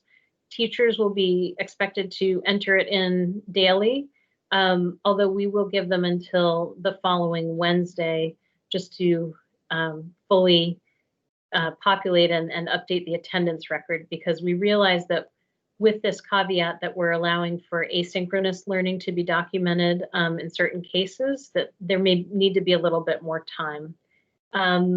We will,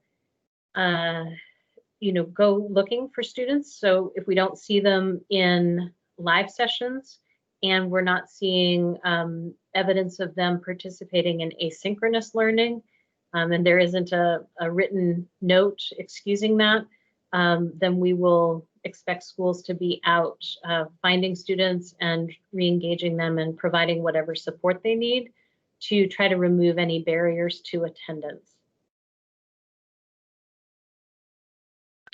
So for our schools, we expect them, as we would in any normal year, to be maintaining their attendance records.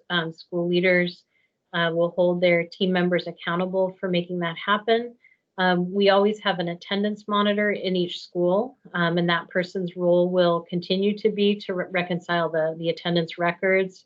And then we've been asked a few questions about this, so I'll just clarify.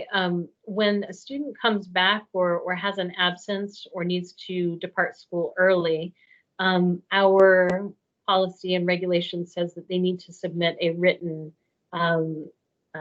note to the school. And so we will be accepting those.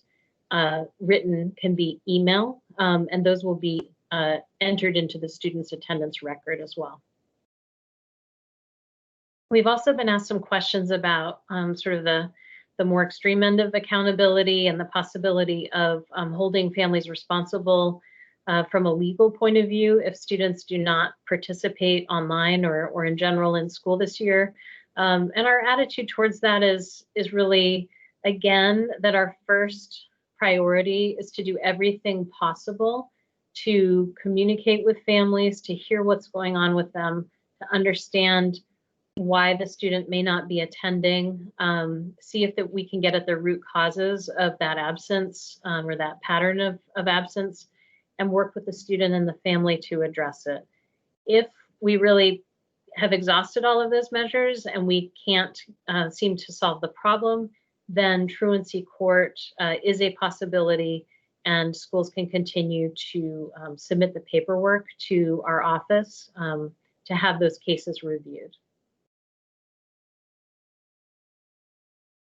So for our school leaders, we particularly want to encourage them, are encouraging them to make sure that they have a plan around attendance and making sure that students are engaged and attending regularly. We always want schools to be looking consistently at the attendance data, which helps determine when there's a challenge, and then also helps us to figure out and pinpoint where there may be issues and how best to go about resolving those issues. So the data review and the response to the data is really key. And that's not any different this year than it would normally be. We particularly want to make sure that we are re-engaging disengaged students. And this is, it takes on sort of a whole new level of meaning when we're working in this virtual space. And then the last thing I want to just highlight here is the importance of that first month of school. We have lots of research that shows that the first month of school is a critical time that is predictive of a student's attendance throughout the year. And I will just touch on this very briefly, and you may want to have a whole separate presentation on this from our colleagues. But Mr. Shaw in the Re-Engagement Center and his team have been leading the way. So in the distance learning period in the spring, they led an effort to work with local partners who went out and did checks to visit families and try to find and re-engage students who had not been in contact with their schools and who had not been participating. So that was an important initiative in the spring, and we will be using similar methods to do home visits and check in on students who don't engage in virtual learning in the fall. And if you have any questions, we are always here to answer them, but happy to answer some now if you have them. Thank you, Dr. Warren. Thank you, Sarah. Thank you. I know that Ms. Hines is on also, so thank you for the presentation, the work. Commissioner Roberts, do you have any questions or thoughts about the presentation? I do. So thank you so much, Ms. Warren, for your presentation. So with the sanctions that were imposed by the U.S. government in July 2020 that essentially disrupted our attempts to provide all the students, need-based students, with devices in preparation for the first day of school, how does the current attendance policy affect students that are still in need of devices? Yeah, thank you for asking that question. This is a relatively new thing that we're working on. And so we're still talking through the implications of that from an attendance point of view. We know that we do not want to in any way disadvantage students who don't have a device yet. And so, we will not, they will be held harmless from an attendance point of view, but we're still working out what that looks like. It looks like Chief Davis might want to add something there. No, I think that's right. The bottom line is we're not going to hold, or we are going to hold students harmless for that, and we're going to want to know when they're in that type of situation. I think we still have to get to some of the particulars about what the applicable code is, so their record accurately reflects their situation. So there's some details we still have to iron out, Commissioner Roberts. So are we leaning heavily on like school-based staff with their outreach attempts to identify those specific students so that that's coded correctly? Yes, what we've began to say in our communications today is that we're asking parents to tell schools when they're in that situation so that, just like you said, we can code them correctly. And frankly, we also just need to double check that they're on our list of students that need devices. Right, we've got those lists from schools in different ways, but we need to triple check that, and that will allow us to do that. Thank you so much. That was actually my question also. I just wanted to know what we were planning on doing for students that did not have the access to the devices. I know my nieces and nephews, they started school yesterday in Prince George's County. And I know that I do my annual first day of school call to them. And I still heard the excitement and the optimism in their voices, but they were getting knocked out quite a bit from the online platforms. They're using a combination of platforms. I have a 7th grader, a 5th grader, and a 2nd grader. And so I think about that also.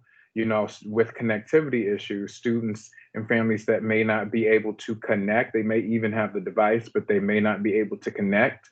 So I'm pleased to hear that we are not going to hold them. It will be hold harmless for them. But at the same time, I just hope that we'll be able to catch them up and remediate them if there's anything lost in that process. And then finally, you mentioned Mr. Shaw, Roger Shaw, and the work that's happening in the Re-Engagement Center. And what I saw, thank you, Chief Davis, it may have been yesterday or last week, how his staff is offering support to schools as needed as far as re-engaging them. Is there a plan for professional learning and development for school-based staff in making sure that they are reaching out to students that may be experiencing some difficulty staying connected or engaged, and that may not have escalated to perhaps dropping out, but we still need to re-engage them in learning? Yeah, and again, Chief Davis might have something he wants to add here, but so there are a number of different types of professional development that have been provided and are being provided that touch on that in a variety of ways. It includes some of the training around wholeness and around sort of mental health and identifying students who may need added support, be it mental health support or wraparound support. And Mr. Shaw and his team have also been providing some training around student engagement and re-engagement. Part of my ask is also thinking about our current context, right? So the ways that we have traditionally attempted to re-engage students or keep them engaged will certainly look different this year, and the strategies in our approach in ensuring that we have them within our reach, that's all going to be different. So I was just wondering if there is going to be ongoing support. It sounds like there is, but I just want that assurance to know that it will happen, like ongoing. These are going to be time that we're in a time where principals, school leaders, and school-based staff, we haven't necessarily experienced what we're experiencing now, and all of us, but especially at the school level, just wanting to make sure that there is ongoing support for schools in re-engaging and keeping young people engaged. Yeah, it's a great topic, and I thank you for kind of pressing a little bit, Commissioner McFadden, because we have to do this right. And I think the initial development was with our school leaders, and I can't remember if it was just a week or two ago or if it was 3 weeks ago, but Roger Shaw and his team reviewed all of the work around student wellness checks, but then backed it up so that it wasn't just about what happens when a child hasn't been engaging, but what to do from Jump Street and make sure that students are engaging at the beginning, and how schools can continually work with families or work with students, or frankly work with friends or work with different social media outlets, however to connect with friends and students and whatever mechanism works for them. So there was a lot of work on that in the beginning. I do think your question though raises what the ongoing is, and I think Sarah's team will have ongoing around social emotional learning. I know, Janice's team and other teams will do ongoing around academics. I think specifically focusing on the engagement efforts and how it relates to families, we should think through a little bit deeper. And I think that's what your question gets at. I appreciate that, Chief. Thank you, Dr. Warren. Thank you, Sarah, and your team, and Chief, and everyone for presenting that.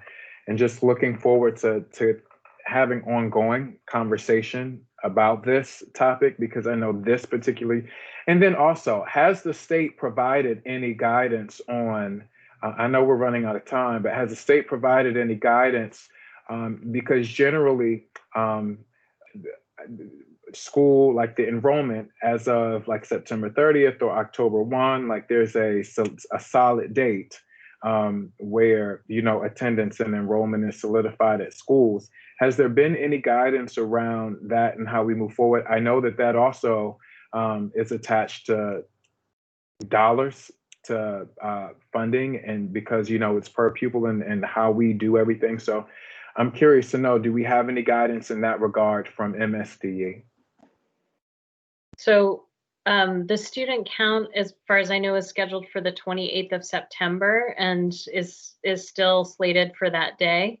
And maybe the chiefs will want to weigh in here if they've had other, conversations around this, but to my best knowledge, they haven't moved any of that. We're also, thinking about that from an immunizations point of view, because The students that get counted on that day also have to be immunized. They have to have met the attendance requirements, et cetera. So all of that, as far as I know, is still in play. Okay. Yeah, I think that's right. The only thing I would add is that I think there is some discussion about whether there would be a second date by which the state takes enrollment, but there's been no move that I'm aware of the end of September date. Okay. Thanks. Thank you, folks. We're ready for procurement. Thank you. Thank you. Good afternoon, Commissioners. It's Joe Vogel, Interim Director of Procurement. Would you like me to go quickly through the four, or would you like to go right to questions? Hi, Joe. What I would like is for a bit of an explanation about the two procurement items that were added today. And then after that explanation, I'm going to turn it over to Commissioner Roberts.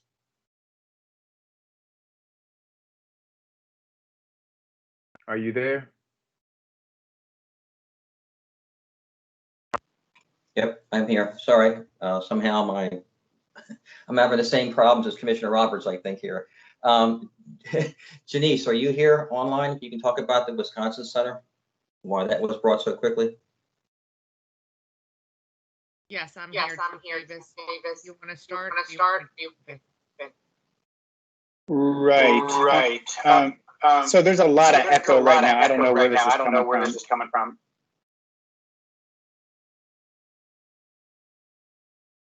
Chief, it sounds like you'll be fine.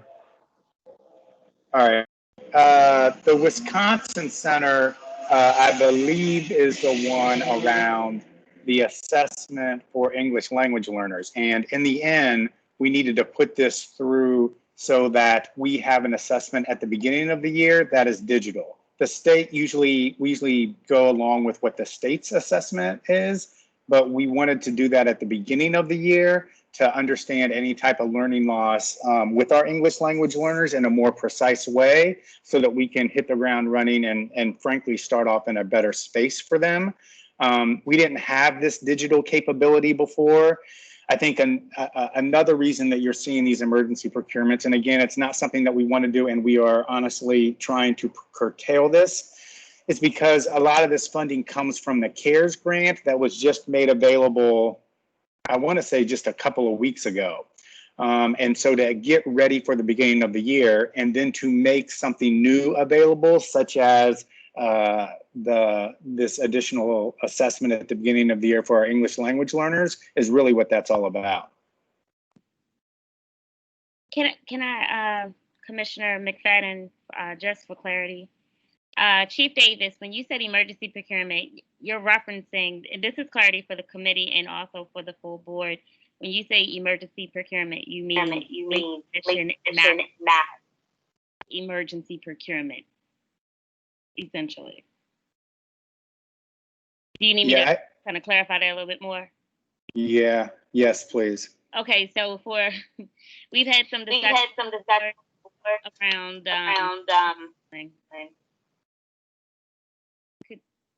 Hello. Go ahead, Commissioner Roberts. I think it's when Joe, you have some echo happening with your connection, but when you're muted, it's fine. Go ahead, Commissioner Roberts. So essentially, we noticed a pattern of using emergency procurement incorrectly. So the CEO has power to enforce an emergency procurement. This essentially is a late submission, and there were commissioners that were being confused by that. And so I just wanted to clarify that for the committee and for any other commissioners that may go back and see the video. Well, Commissioner Roberts, I hear you. I don't know if I think this made it late to our agenda, but I know that the board is going to have to vote on it next week. Yeah, and I just mentioned emergency because that was the language that Chief Davis used, and he said an emergency. So this technically was I hear you. So this is just late to our agenda, versus it being emergency, us having to do it tomorrow. Yeah. That's right. And I think we brought it here to this committee because with adding it to the agenda today, which I know was late, But because of the, it was late for the reasons that Chief Davis talked about, and we just felt that it was better to add it even at the last minute to the committee agenda so it can go through the full committee process and the committee can have a chance to review it, as opposed to skipping the committee process and going to the full board. Gives more time for committee vetting. It gives more time for public vetting of public dollars. And I don't know, I think Joe wanted to get in, and then also Angela Alvarez is here to speak about the Seesaw one and why that one came late. Yeah, I just want to confirm from Commissioner Roberts, this is not an emergency. And the fact that it was late, yes, it's late. And it was, I think, to avoid the fact that it would then be an emergency procurement. And the board would be allowed to review it, ask questions, and then vote on it, as opposed to what an emergency procurement is then.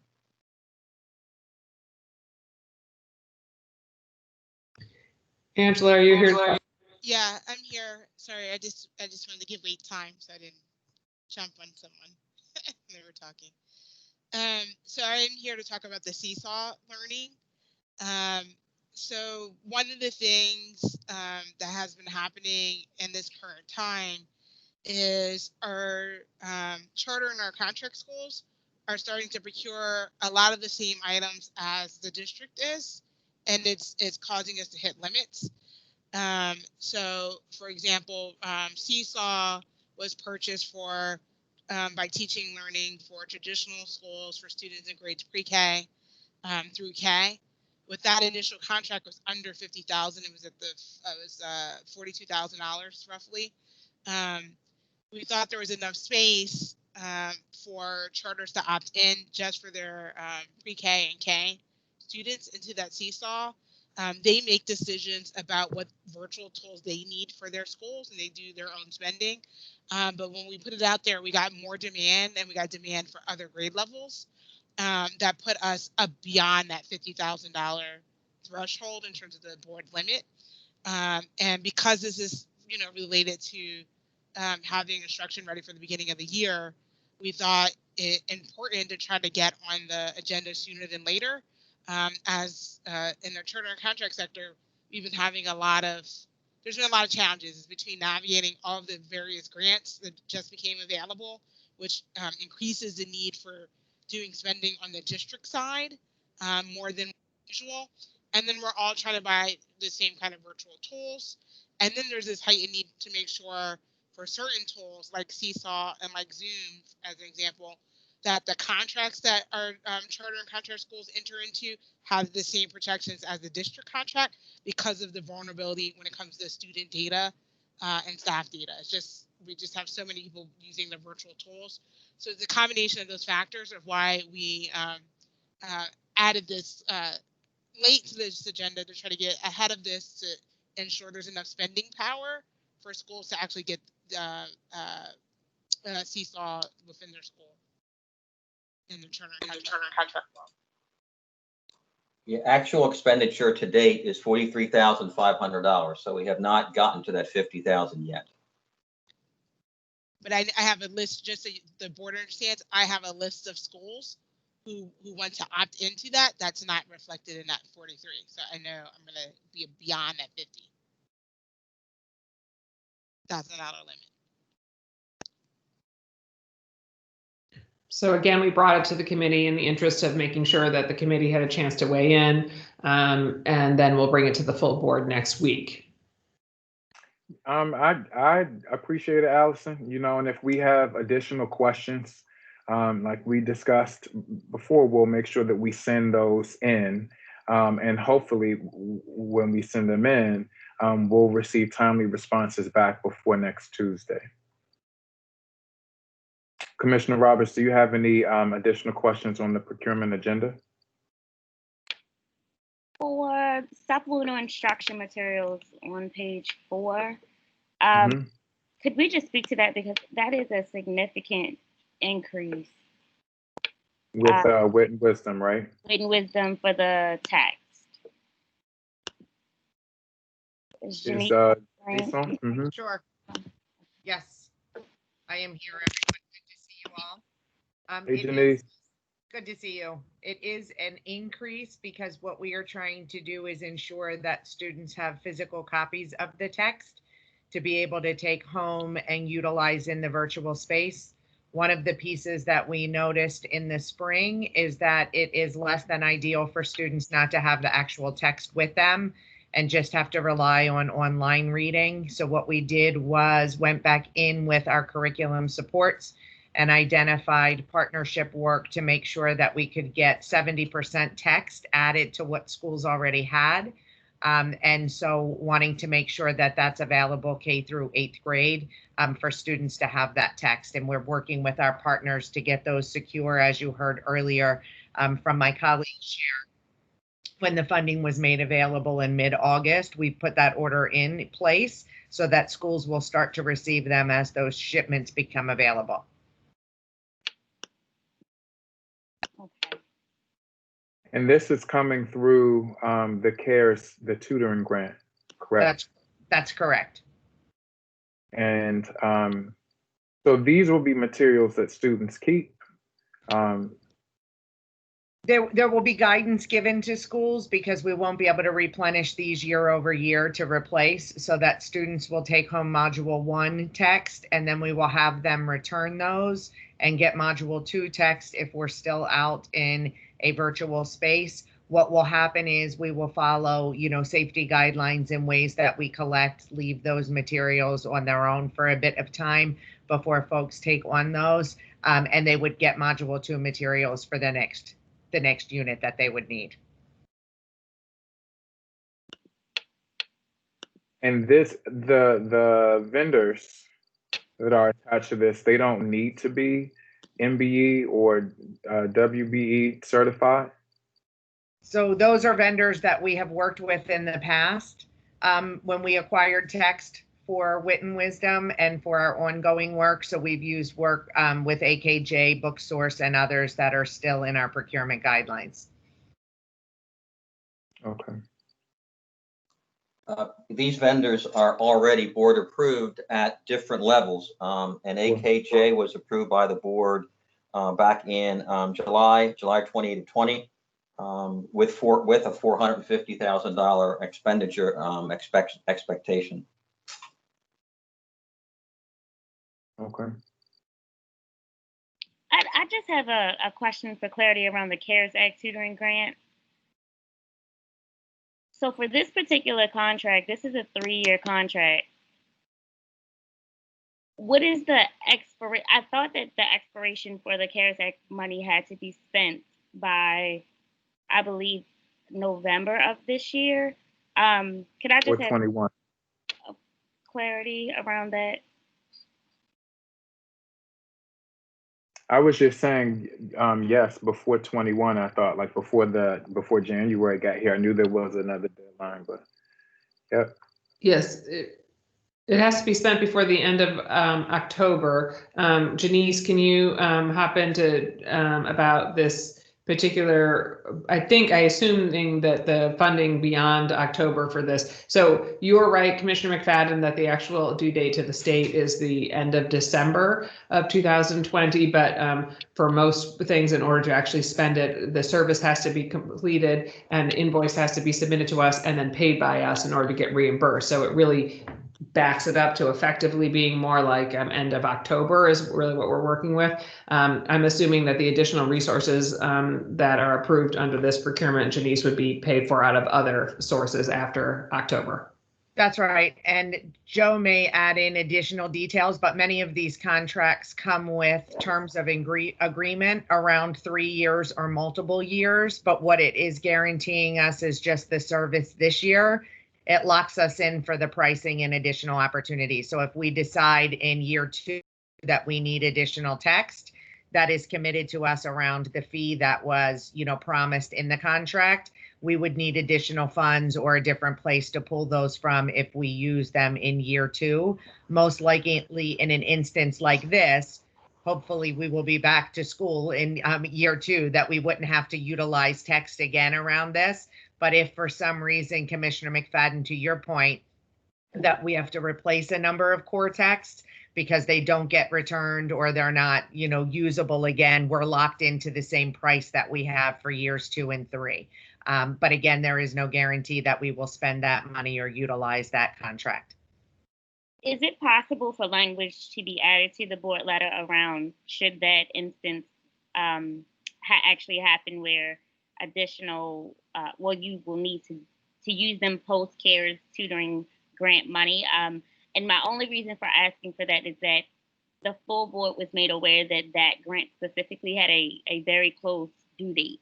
And so I know that question will come up. Absolutely. Yes, we can work with Joe and make sure we update the language accordingly. Thank you for the feedback.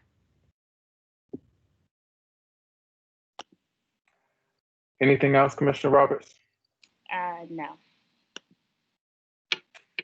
Thanks, Joe. Thanks for bringing these. Thanks for being here. Thanks, everyone. Janice, John, Chief Davis, Allison, Mavis for staying on with us. Thank you for being present with us today. That's it. So our next meeting, I believe it's always the first Tuesday of each month. Commissioner Roberts, do you have anything else that you would like to add or contribute before we adjourn? No, I just want to thank all the presenters today. Thank you, everyone. It was a lot of information, but everyone came prepared and ready to answer questions. So we definitely appreciate that. Forgive us for going over. As I tell my department that I work with, I will give it back to you on a later date. But as it stands right now, we're going to adjourn. Thank you so much. Everyone have a great evening. Stay safe, stay healthy, and we will see you all soon. Take care.